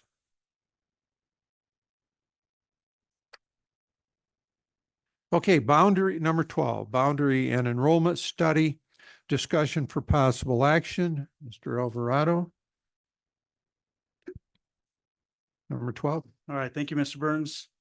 So we brought this item forward, not only for transparency, but also to solicit community input regarding this item. We have no immediate plans to close schools. I just want to put that out there. However, looking at our enrollment numbers, we are down about 127 students than from what we started this school year. That's about 40% of our smallest elementary school. We are down about 127 students since we started day one of school. Correct. Yeah, so that's about 40% of our smallest elementary school. So I think it's a good idea for the trustees, to consider bringing in an outside entity, company to do an enrollment and boundary study to give us more in-depth information. This company can put together a full report, come back to the board, deliver a presentation, be available to answer questions. And then we can continue the discussion with our community before making any decisions. We have heard from the first public comment, and we've got some support out of that. I just want to remind you that. So what was said, so that's a good thing. Yvonne? Do you know how much this is going to cost the district? We'll go out for proposal, we'll get bids. That doesn't mean we'll take the lowest bid, but we will see what they're willing to offer and how extensive of work they're willing to do for us. Linda? Yeah, and maybe what you just said to me is true, and I'm not sure, but I just wanted to ask. You said we won't necessarily take the lowest bid. Is that only for capital projects that we have to take the lowest bid on things? That's my understanding. We will check with legal counsel as Okay. well. But it also depends on the scope of work. Right? If we have an ongoing project, looking 3 to 5 years down the road, the projections are telling us about 3,500 students that our population will reduce to. Right. So we can have kind of a long-term contract with a company to partner Okay. with us to do this work. I was just curious because in the past, we've always had to take, Lowest and responsible bid. lowest and responsible bid, yeah. So when you said, well, may not take the lowest, just geared toward doing that.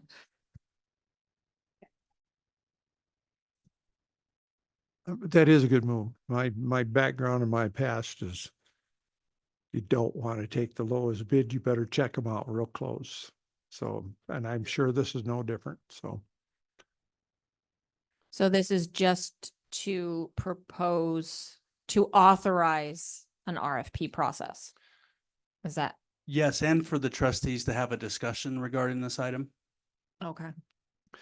Yeah, if I'm taking this right, this is not a rush, and that's why we want to take our time, make sure we know exactly what's going on, so we can call the right call, no matter when it is.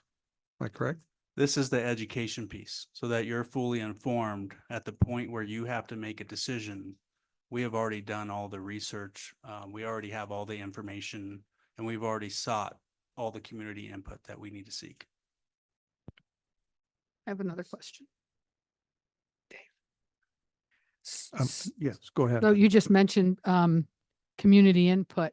So to do the study, how do you envision this? Like, are you going to put out a survey to the community, or are we going to first do an RFP and get the information, then talk about it? Yeah, what I envision is going out for bid, selecting somebody, having them do a study. After they're done with their study, coming and doing a presentation for the trustees. At the point where they give us some solid information and we can target different communities, we would then do town halls at those respective school sites to get information. And then I would bring back that town hall information to the trustees and share that with you. Perfect. Thank you. Sounds like a good plan.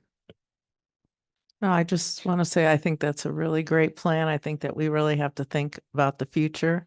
And the more information we have, the better decisions we'll be able to make. So thank you for doing that. So do we need to make a motion to authorize you to move forward then, do you think? Well, you can also discuss the implications of declining enrollment. You're welcome to do that. Anything that you're aware of from past years, or you can go directly to making a motion to authorize the RFP. Okay, thank you. Linda, how long is, we've had a declining, do you know how many years? 10? What, we've been on about 8 years? Has it been declining a little at a time, I think? I think we've had Few. declining enrollment since my tenure on the board. Yeah, To a okay. certain degree, this a is certain a pretty degree. alarming number at the Yeah, start of this the is- school year, although I don't know, I've never been given that statistic before, so. I'm sure yeah, we could go that back sounds and big, see though. Yeah. when, when it's, maybe that should be part of the study to see when it's, yeah. when it started to decline, you might be able to pinpoint some things that were happening during that time to warrant why declining enrollment. I think though, it's just, I mean, this is just my opinion. I think we live in a area that's heavily, people that move in are mostly retired. We have a big retirement community. I think that it's expensive to live here. It's hard for families to move in. And I don't think people are having as many kids as they used to. I mean, that's just things I've read. That's not the absolute and that's not whatever, but that's just my opinion. Yeah, I don't know that, I mean, we do have that, you know, there are kids out there that have left the school district. And I know, Mr. Alvarado, you've been very focused on trying to figure that piece out too, why they're leaving, why they're going somewhere else or homeschool or, you know, whatever. And I think we can draw from some of that too. If we can, if they've left because they've lost trust or for whatever reason, we might be able to tap into some of that too and get some kids back. But I know we've kind of talked about that a little bit and I like that too. I spoke to a past superintendent, John Soderman. When he was in tenure, there was over 7,200 students. And I don't believe that was over 10 years ago. May have been. Right around 10. Okay. Yeah. So Mr. if we're looking- Soderman, we had 3 superintendents, 4 I don't know, superintendents. when I in started, he between. was not superintendent. Not So- been here 8 So years. our family has lived here for 10 years and Nancy White, was it Nancy? No, it No. wasn't. It was Terry Terry White, was the superintendent when we moved here 10 years ago. and that's what I started with 8 years ago. And she was here for a couple of years. I don't know. I know, yeah, we know the enrollment's going down.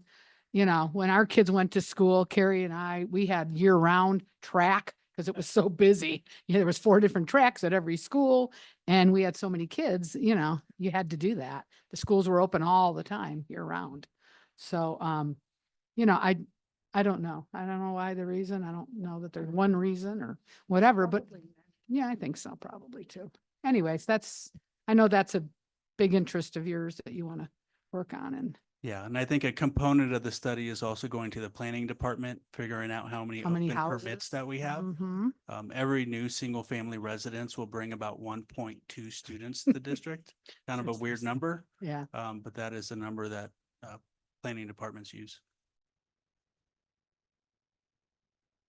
Is this something that we have in the budget? And can we afford that?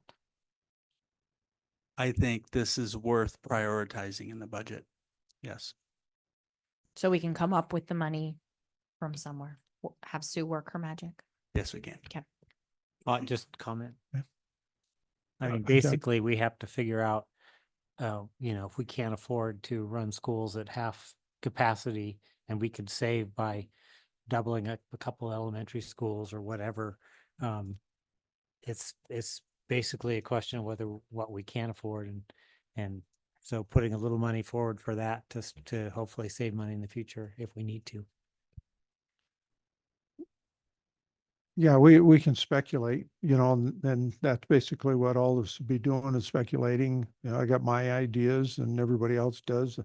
But the point here is we really need to get a handle on it, know where and what is actually happening. And I think that's going to have to be done. So, We ready for a motion? Mr. Burns? yes. go Everybody ahead. done? Okay. So I will make a motion that we move forward, that the board authorizes a request for proposal or an RFP to conduct a school boundary study aimed at evaluating current school boundaries and enrollment patterns to inform decisions about potential school closures. Yeah. That's it. Second. Okay, we have a motion, Linda, and second by Catherine. Any more discussion? Okay.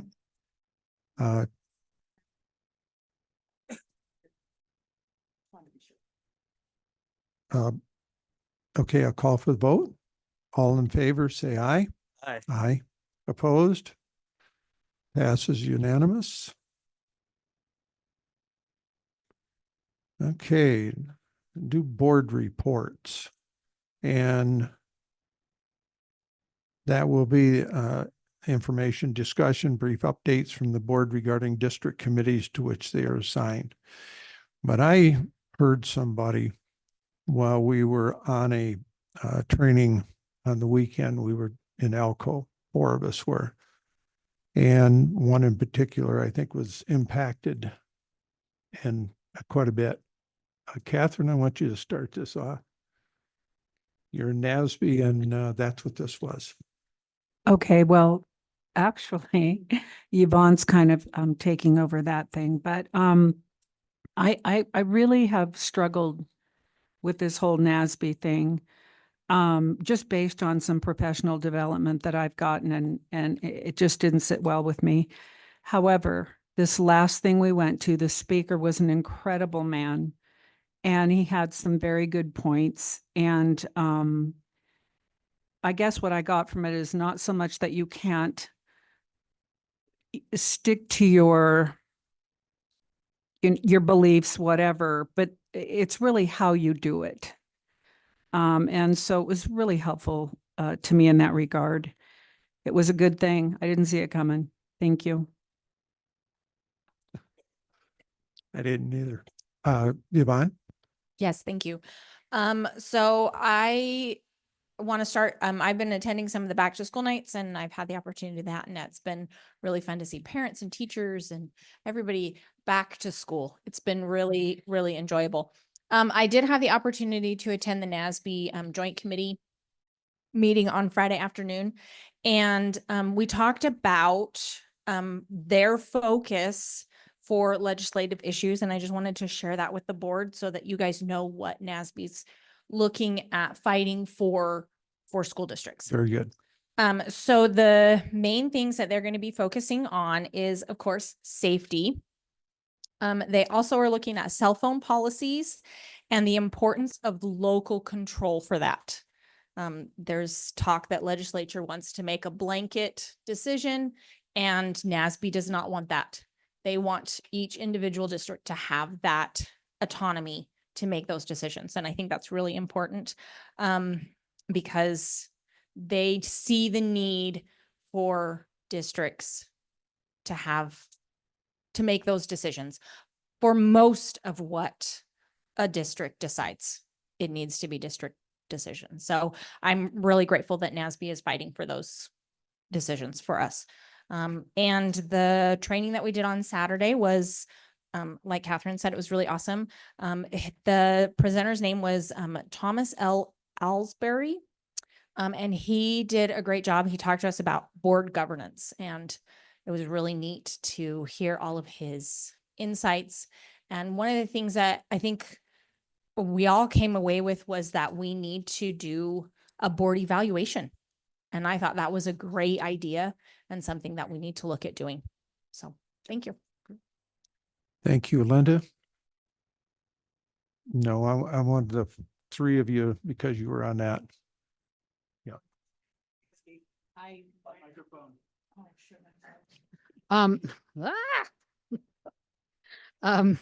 Anyway, okay, so I did attend NASB as well, and we had a nice long ride with Catherine and Dave and myself and Mr. Alvarado. I made a comment to all of us that maybe when we first started all this as the board, we should have all thrown ourselves in a car for 5 hours together and see how we get along, because I had a good time. I really did. It was nice. Some of my highlights were being able just to get to know some of my board members a little bit better. And that's always a good thing. And I appreciate that from my board. The other thing is most of us, I think, attended the employee recognition at the end of last month. I was fortunate enough to give an award to Miss Jeannie Dwyer. It was the board award, and well deserved. It was a very nice event, and it's always just a highlight. One of the highlights that we get to do is honor our teachers and our staff. And the other thing is I attended a DCPEA, which is the Douglas County Professional Educators Association. Thank you. And I can't tell you about that. It's a big secret. No, but what I will say is there was a lot of wonderful dialogue. I was really impressed how comfortable this group felt sharing their positives and their concerns with Mr. Alvarado. I thought you did a great job with that and listening. So thank you for that. That's it. Thank you. Susie? Well, I haven't had any of my committees yet, but I'm hoping that the attendance task force and the library review task force will be coming up soon. So hopefully next month I'll be able to tell you about that. Okay. Doug? Just the only committee I had was the debt management committee. And I didn't know what I was getting into, but they handed me a 408-page packet, which made me very nervous since I have to work all day. And the meeting was at 9 in-the-morning, but fortunately the meeting went quick. It's just a Nevada requirement that we review the debt from each of the districts and all the different GIDs and everything like that. But anyway, that's all I have to report. I didn't want him to say no, so I was going to fill him in on what goes on. Carrie? No committees, but I did want to mention the employee recognition dinner and how exciting and it was and how much camaraderie it creates. And it year after year, it's never any different because it's so great. It just seems to get better and better. Also like to shout out to Leanne for all of the hard work she did, all the presenters, and everybody else behind the scenes that you don't know that everybody else leans on, but great time, good thing for employee recognition. And the new guy? Oh yeah, and the new guy. Yeah. Guy, I heard that's how they call you. Okay. I really didn't have any committee meetings, but I did go to the conference in Elko. And it's funny, I'm reading a book right now, and it's like took sections out of that book. It's right on the same thing. And it was really good stuff. And I can see where his information, he's a college professor, and he also has a company that does this type of research on everything. And I'm excited about what he had and also what's coming, because I think it's really going to help the board come together and get some unity. And it isn't that we have to change. In fact, they warned us, don't just be the rubber stamp. Be your personality, but everybody on the board, if they respect each other, they'll accomplish far more. And I really seen that. I think it was a great training. I enjoyed it very much. So,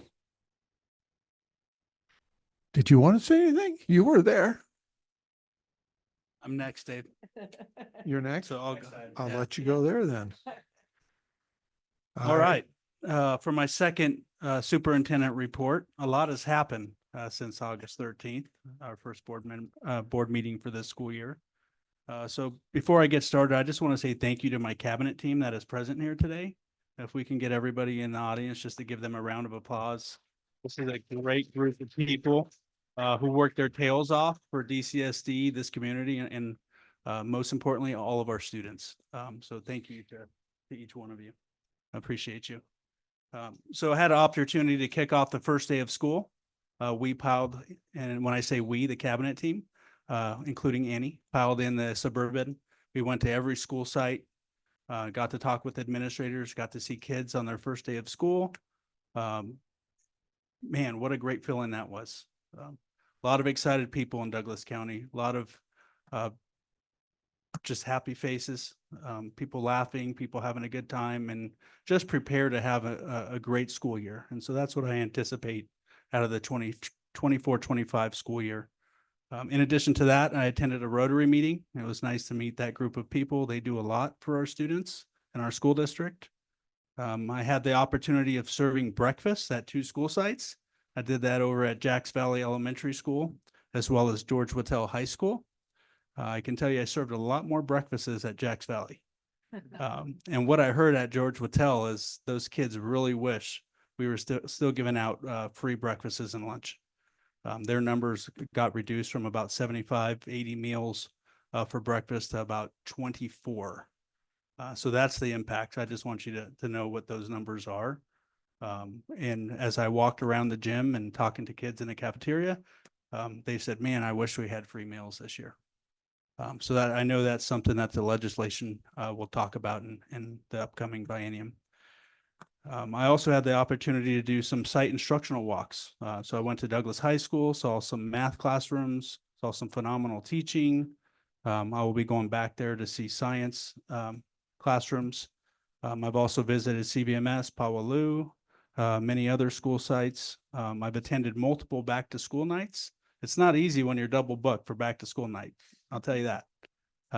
So I was double booked at MES in Zephyr Cove. I had an opportunity to get there a little bit early, got to introduce myself to some teaching staff, and then headed out of there about 20 minutes into their evening so I could make it up to Zephyr Cove to meet some parents, families, and students up there as well.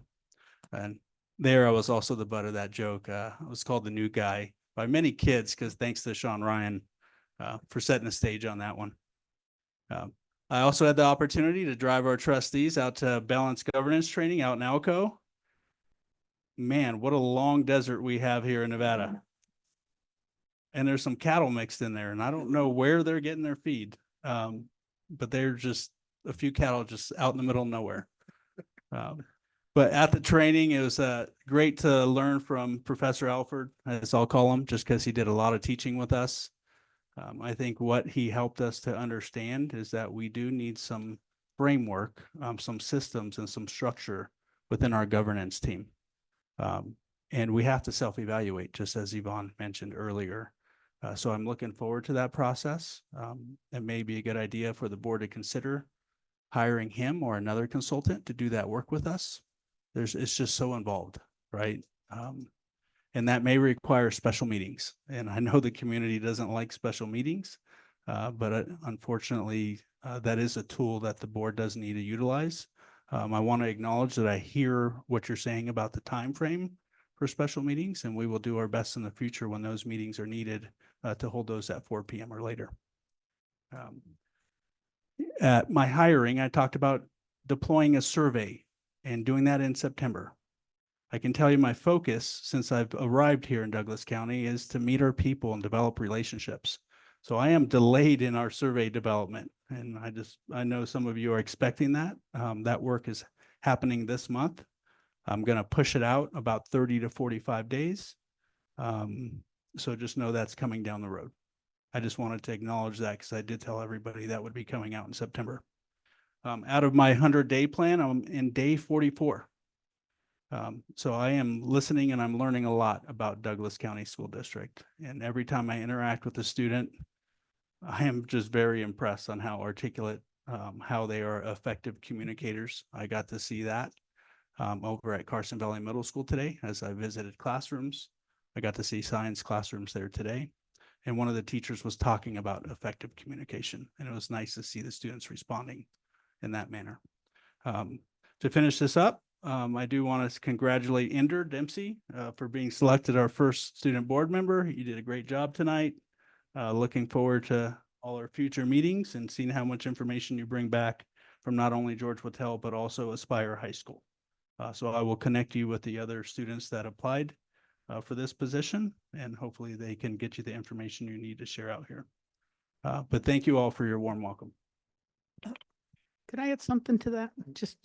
Yes, go ahead. I just wanted to say that, Ender, you did a great job on your application, your video, but the other applicants that we had, I just want to recognize them too.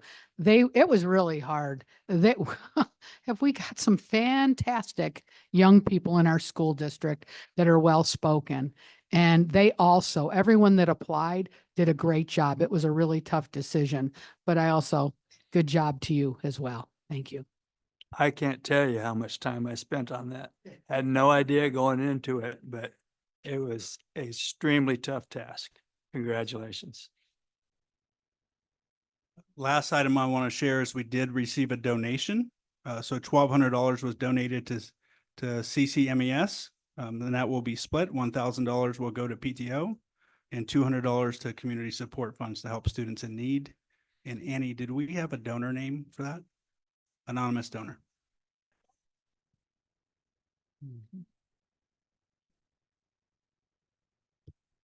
That's it? Okay. Next on the agenda is closed session. Do we have anything that we need to go to closed session with? No. Okay. Moving on then. Number 16 is prioritizing the agenda, the placement and removal of possible items for future board meetings.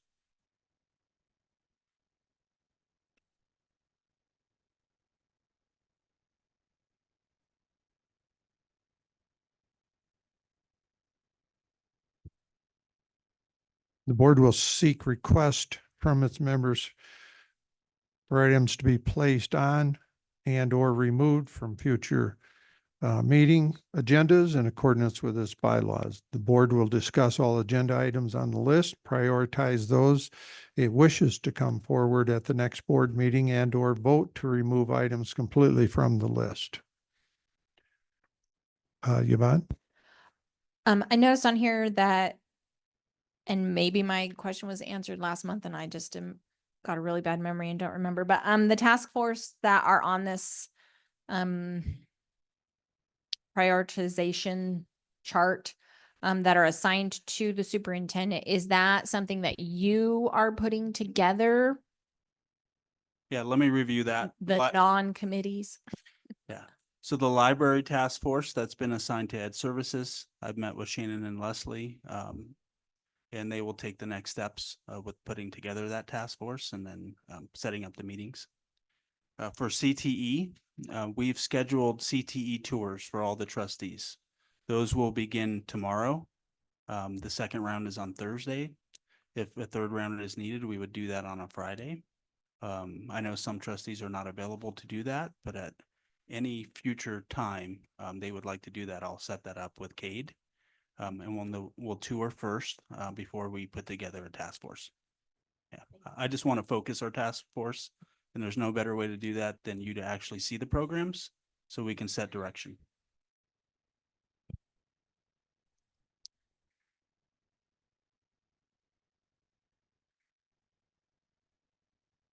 Anyone else? Carrie? I have nothing to add, and it's still a big list. Yeah. So if the task ahead. force, anyway, are being taken care of by the superintendent, is that something that we can remove those 3 items from this? Okay. So I say that we remove those 3 task forces, I don't know. Does that require a They, second? So I make a motion that we remove the, hold on. Mr. Alvarado, if we remove those, the task forces, do you want that on a different type of an agenda in recognition of once they're formulated? Right now, we're focusing on the learning tour of each of those items. Okay. I think we would bring back a future agenda item to figure out where we're going to go next step, but you would need a motion to remove these from the list. Okay. I just wanted to understand what was coming up. Thank you. but just because we remove them does not remove them from. It will have a Getting different type of an agenda. Okay. That's basically what he said. So then I would like to make a motion that we remove the library task force, the CTE and the daycare task forces from the prioritized agenda Okay. as they will be I'll handled by. I'll second that. Okay, we got Yvonne's made a motion. We have a second from Carrie, and we're going to open for discussion. Catherine? So all of these things are in motion. Is that what I'm to understand? Like the library task force with Shannon and Leslie. I'm to understand that a board member, Susan, is on that as well. Is that correct? Yes, Library Task Force shows Susan Jansen and Doug Engelkirk. Oh, very good. Okay, thank you so And much. We've added Yvonne Wagstaff to that as well. Okay. Yeah. Thank you.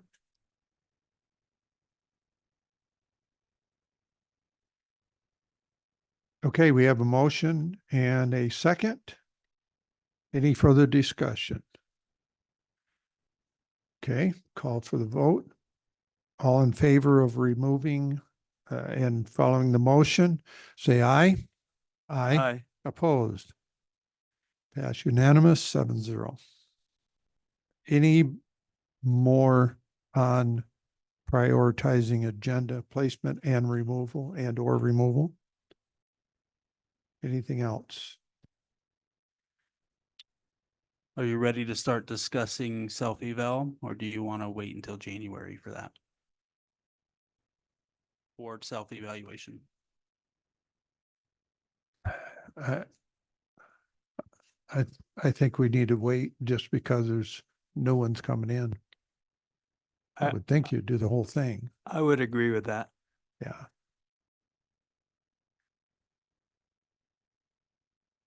Yeah, that, the only reason is we'd have to do it again right away, I would think. I can I say something? I don't know that waiting is a great idea. I think we don't have to hire someone else to come in and do a board evaluation. I think if we evaluate, we were given the rubric to use, we could easily ask, for a survey to be sent out to the 7 of us individually. Someone could put that together, whether that be an administrator or superintendent or whoever is deemed to do that. It's something that we could do. Mary, are you done? Go ahead. I think it would be really good for that gentleman to come in, Thomas, and speak to some of those that were not there to really kind of get the, the meat and potatoes of the whole thing. Cause that was it. I mean, the way it was conveyed was very effective. So I think that I'd really like to see that gentleman come in, and actually do a workshop. I don't know. I agree. I'm not saying not have him come in. I'm saying let's not wait to do a board evaluation. But then come January, February timeframe, we can have him come in and do a workshop and board evaluation at that time. Well, I think for others that are going to be evaluating would really be, well, maybe even both, actually. But I mean, there were certainly some tools put in my toolbox about it. So I think it would be good if everybody had that option. And it's not like it's a one and done thing. You can bring him back and kind of introduce that whole thing to the others that might be coming in and so forth. But I think it's really good to have those tools because it really does narrow the focus down and you're not just flailing around with a bunch of nonsense. Thank you. My only concern would be the cost to do it 2 times consecutively that close I together. agree. Yeah, so the cost would be time on the trustees. Professor Alford gave us a tool to utilize. He already has a created self-evaluation. He's given us written permission to utilize that tool. So we can do something, have each of you complete at least the reflection evaluation of yourself. Come back, talk about those results. Then after that, have you reflect on every other board member's evaluation, come back and talk about those results. That would give us a baseline for the work that'll happen in the future. I'm just throwing ideas out there for you. So I would like to make motion that we add an agenda item to our list for future agenda items to do an evaluation, given the tools that we were provided from Mr. I'm going to butcher his name again. Alsbury.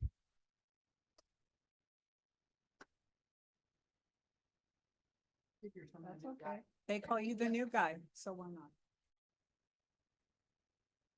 I get an idea.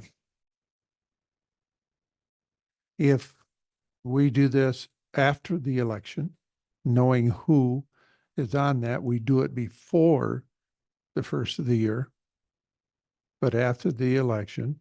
And if the ones going off the board want to join it, that'd be great too. And if they don't want to, that's fine. That's a good idea. I think we still have a motion on the floor. Yeah. So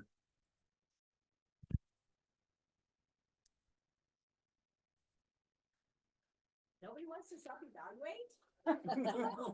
No. I'll second it.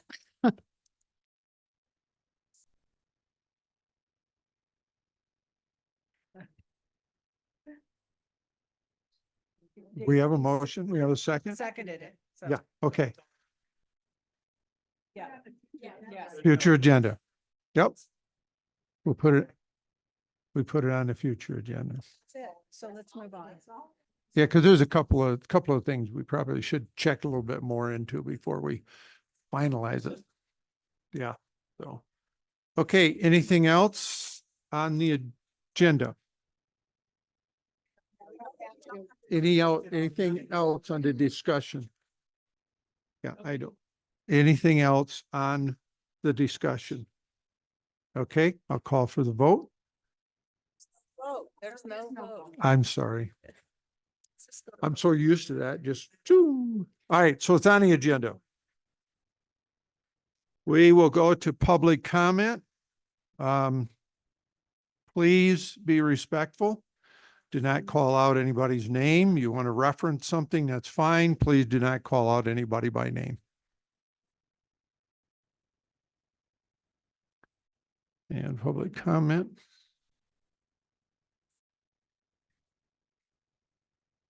I look at the possible action and I want to vote.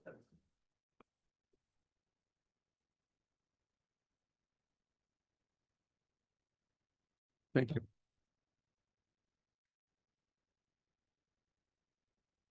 Okay. Anything but the agenda? No agenda items, please. Beth Bunch.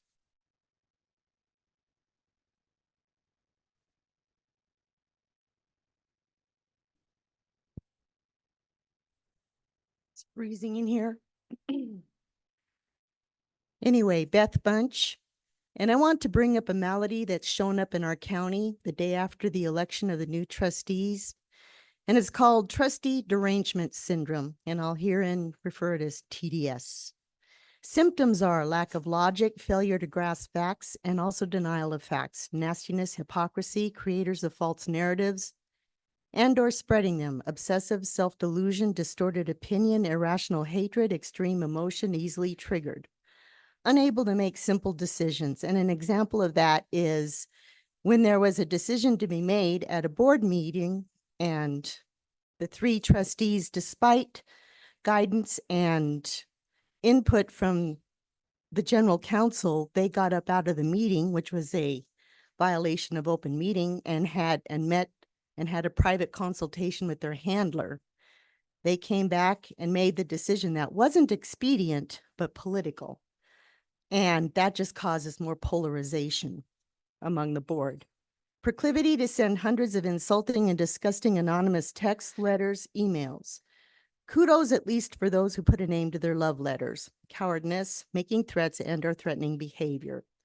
And for those who made the TDS legal filings, all I can say is no one should be responsible for their expenses of their witch hunt of aspersions that have been unfounded. Thank you. Okay, Leslie Hokinson.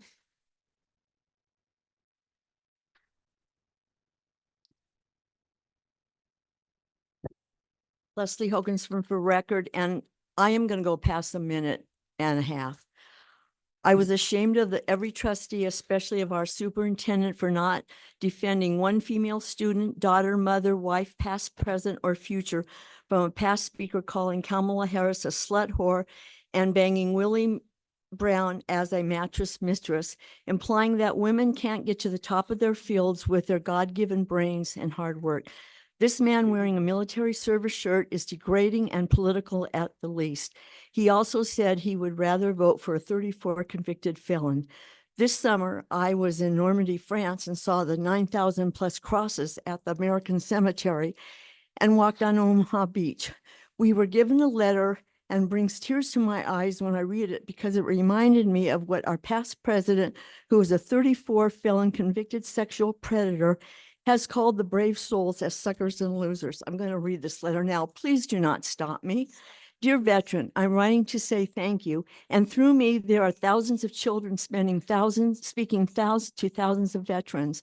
Like us, you were young and carefree, but when you were only 20 years old, Liberty called you to say, I'm dying, come and save me. And you arose full of courage and zeal to answer the call. You underwent training day after day for D-Day, and one day in June, you arrived by air and sea. And you fought for the heart and soul of free men, and so that we too might be free. We saw your fellows fall on our beaches and in our fields, and in spite of your grief and your injuries, you stayed on and fought side by side with us. And so, dear veteran, I want to say to you, regarding those dear to you who sacrificed their youth and are now resting in peace, the sleep of that just, we are the children they never had. And to you, dear veteran, who offered your bravery and your most promising years of this our land, I say to you, we are your sons and daughters of liberty, who want to say to you today, merci. By somebody called Jean. I just want to remind you, when I was walking in those 9,000 plus graves, the youngest person that died on D-Day was 17 years old, and the average was 24. That could be Ender right there, who could have given his life at the age of 17. Thank you.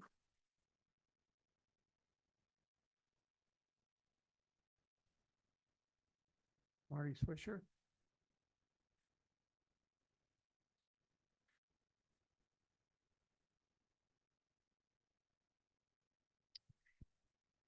Marty Swisher, Gardnerville resident. I want to speak to the special investigation by Mr. Hardy from Marquise Arbaugh. Thanks to a public records release that am in possession of, I'm aware of a text conversation on May 22nd, 2024, between the president of this board and one of the constituents in our community. Essentially, this conversation, first of all, demeans me. I don't really care what people call me except a liar. Mrs. Dickerson, like you, I am not a liar. I'm saying, she's said it before. I am not a liar like you. I take pride in my honesty. So I take pride in honesty like you do. So I agree that I respect you, and I don't believe that you're a liar, and I'm not a liar either. To this conversation talks about implications of criminal or civil actions with Douglas County staff. And there is a private confidential document that apparently has this in it. I don't know, but there's discussion in this text string about releasing a redacted copy of that. I'd love to see that because I've been implicated in it too. I want to close with what Mr. Hardy said about this whole thing. After spending $34,000 and failing to interview administrators like Keith Lewis and Joe Girdner, Mr. Hardy said, unless the board tells us there is an additional, you can look at the July 9th, 2024 script to figure out what he says. He says, this is closed. It's done. We need to be done with it.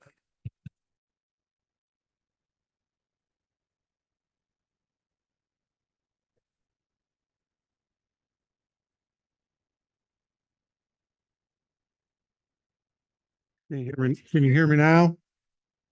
I can't. Bam, bam. I heard it. Okay. All right. Melinda Knighting. I want to say Needing again.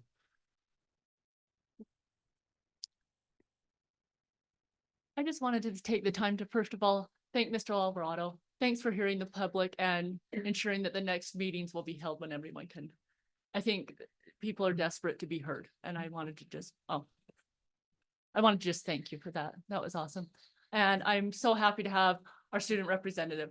You brought a breath of fresh air. It was wonderful. I love hearing about everything that's happening. And I loved hearing about the NASB meeting.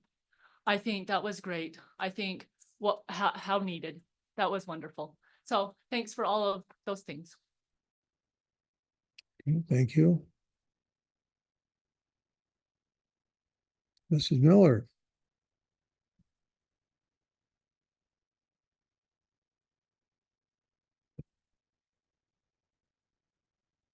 Erin Miller, parent of 3 DCSD students. Thank you again, Mr. Alvarado, for coming to our Zephyr Cove Parents Club. You missed our pizza. Sorry about that. We'll try to save you some next time. But yes, Mr. Ryan did introduce you as the new guy. So I apologize for the 150 students calling you the new guy. I just wanted to also talk about some community events that are going on. Tomorrow is Wednesday, 9/11. We are hosting a cross-country meet at Wattel, and we're going to be honoring 9/11 firemen, police officers, things like that before our event. So if you would like to come up, that would be great. I believe middle school starts at 4 and high school starts at 5. On Thursday, we are, as Ender spoke, we are hosting our girls homecoming soccer event. It's going to start at 6 p.m. We are going to be doing a barbecue as well. So if you guys would like to join us, we would appreciate that. That's going to be hosted by Boosters. As Ender stated, Thursday on September 26th, we're going to be doing an astronomy night. That is going to be at, I believe, 7 p.m. Boosters is going to be giving out hot chocolate and popcorn. We also bought some solar lights for the bleachers. We're also going to be doing a Warrior Wave 5K come October 12th. This is a fundraiser for the senior class of 2027. That's how enthralled these kids are for already fundraising for their senior trip. I'm so excited for these kids, but it's going to be a 5K. It's going to start about 10 o'clock that morning. Boys cross country, our Wattel Logan, he came in first on Saturday for over at North Tahoe, which is amazing. And one of our 9th grade girls came in 3rd overall. So I just wanted to really promote our cross country team. They're really trying to, bring it up. So thank you. Great, thank you. Laura Cadeau.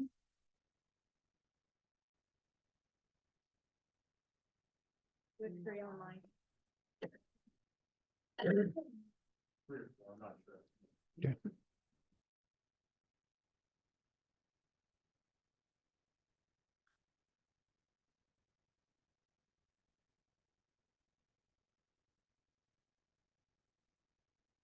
Laura Cadeau for the record. The open meeting law manual states on page 78, at least one of the multiple periods of public comment must allow the public to speak about any matter within the public body's jurisdiction, control, or advisory power. This made so much impact that they repeated it on page 81.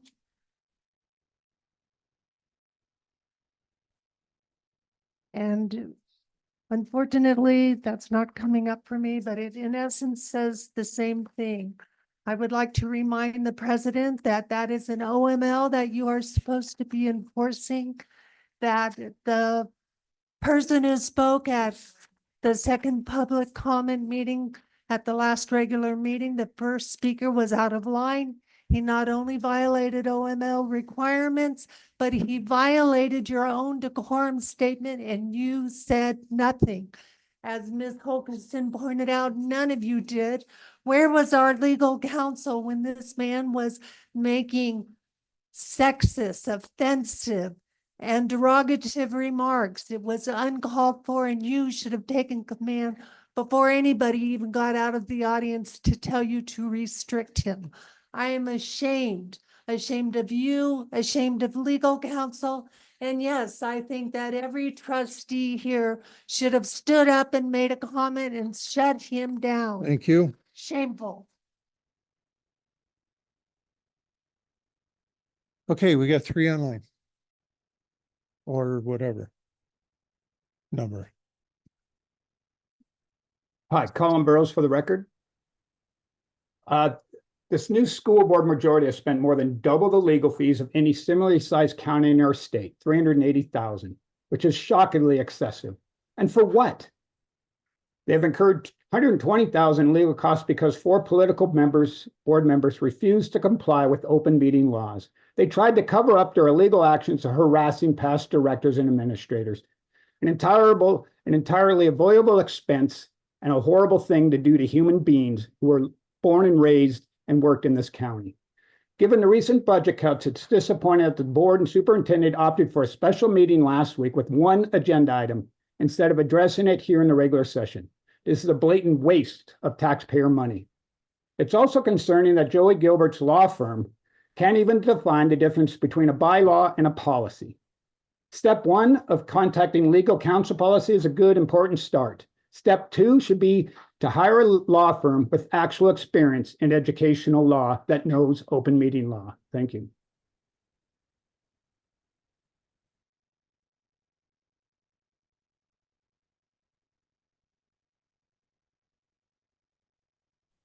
Hello, may I have unmuted? Go ahead and state your name and feel free to talk. May Hyatt, can you hear me okay?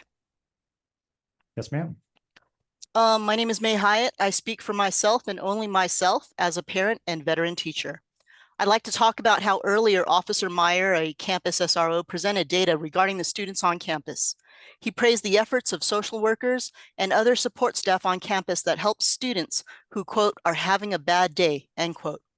I must say that instilling life skills such as managing stress, developing social awareness and empathy are invaluable skills to teach a child, don't you think? How about teaching children good decision-making skills? We teachers call that making good choices. Or how about teaching children to be self-aware, that they can understand and manage their emotions and their responses to their emotions? What about teaching children of all ages to learn about conflict resolution? My daughter learned about, quote, friendship fixers when she was in kindergarten and had a disagreement with a classmate. Studies have shown that when children are supported in these efforts, there's a decline in anxiety, behavior issues, substance abuse. There's an increase in confidence, attitudes towards school, and improvement in academic performance. Guess what? These are just some of the benefits of social emotional learning. Social emotional learning is a wonderful thing that I suggest be incorporated in classrooms. This is teachers teaching our future generations to be good humans. This is teachers helping children to better manage their emotions, to help themselves navigate the world around them in a safe and positive way. I believe with resources implemented in classrooms Thank you. like these, we'd have better attendance. Thank you.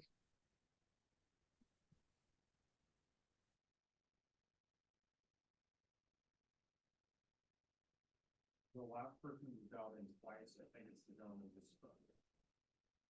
Okay.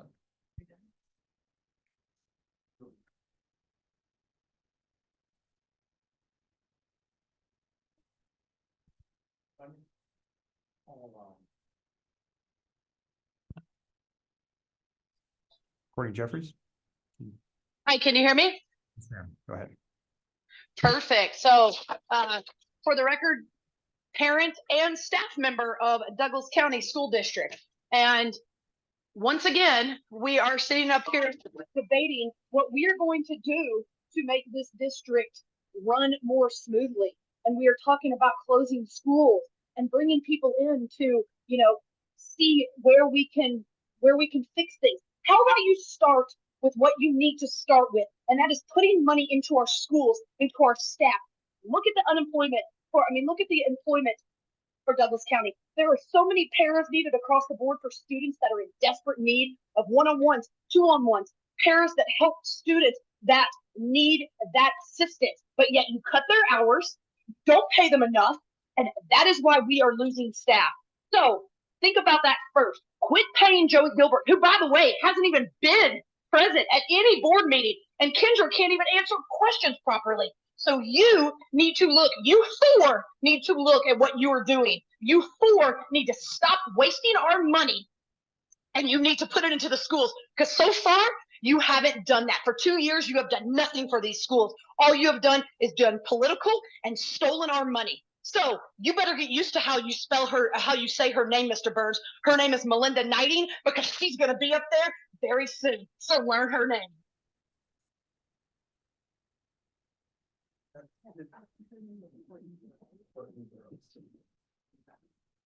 Thank you.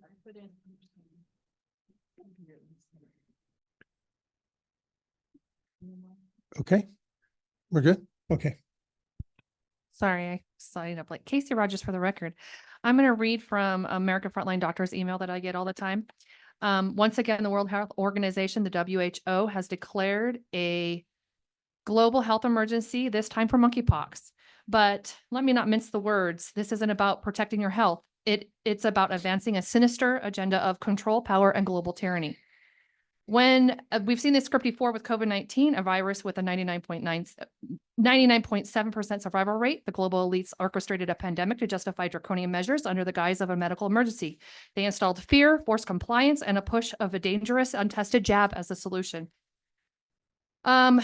Be assured, these emergencies are nothing more than a stepping stone to a new world order where fear is the currency and total control is the endgame. This is about conditioning you to accept lockdowns, forced vaccinations, and the erosion of your basic rights, which we have seen, which the former board was completely in compliance with. So thank you. This isn't about you guys. It's about what has happened before and you guys coming in fighting against this kind of stuff. So appreciate you. And the last thing I would say is our kids are more depressed. They are more suicidal. They are more anxious than what Mrs. Hyatt has previously stated. So social emotional learning is obviously not working. Thanks. Thank you.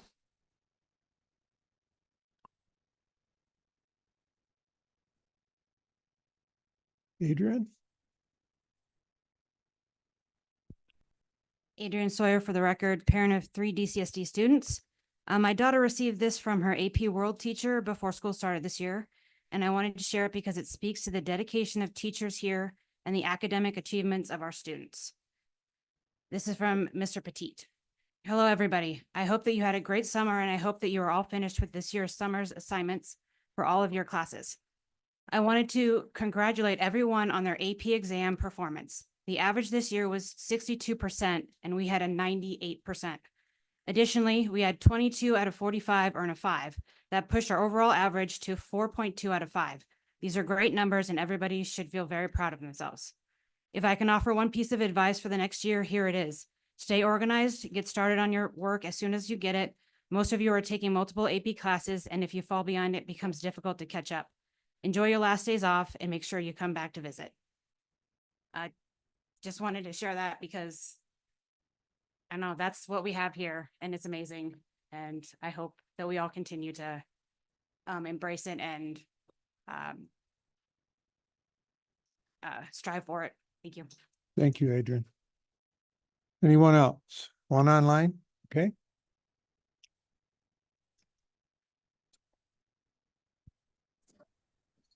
Go ahead, talk. Thank you. Can you hear me? Yes, sir. Thank you. This is Chris Larson for the record. I wasn't going to comment tonight, but I couldn't help myself because we've had some legitimate questions from our board members to our legal counsel, particularly Kendra and only Kendra, because Joey's absent, about the difference between board policy versus bylaw. And I just wanted to point out for the record that this is at least the third, if not fourth board meeting in a row that Joey Gilbert has not been present. And I happen to be following him on social media tonight. And instead of being at our board meeting, in which he said he's blatantly qualified to represent us for, he's instead giving a play-by-play of the presidential debate that's going on tonight. So for the record, just put that in everybody's plate. And I hope everybody's happy with the $350,000+ that we've spent for this legal counsel for him to not even be here tonight for the fourth meeting in a row. Thanks. Okay. Anyone else? You all set? Okay. What?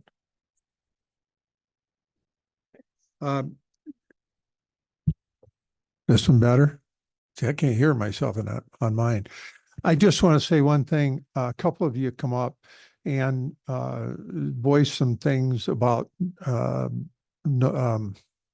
September 11th and also about things going on at Battelle. Please say something to me beforehand and I'll give you longer time on those things.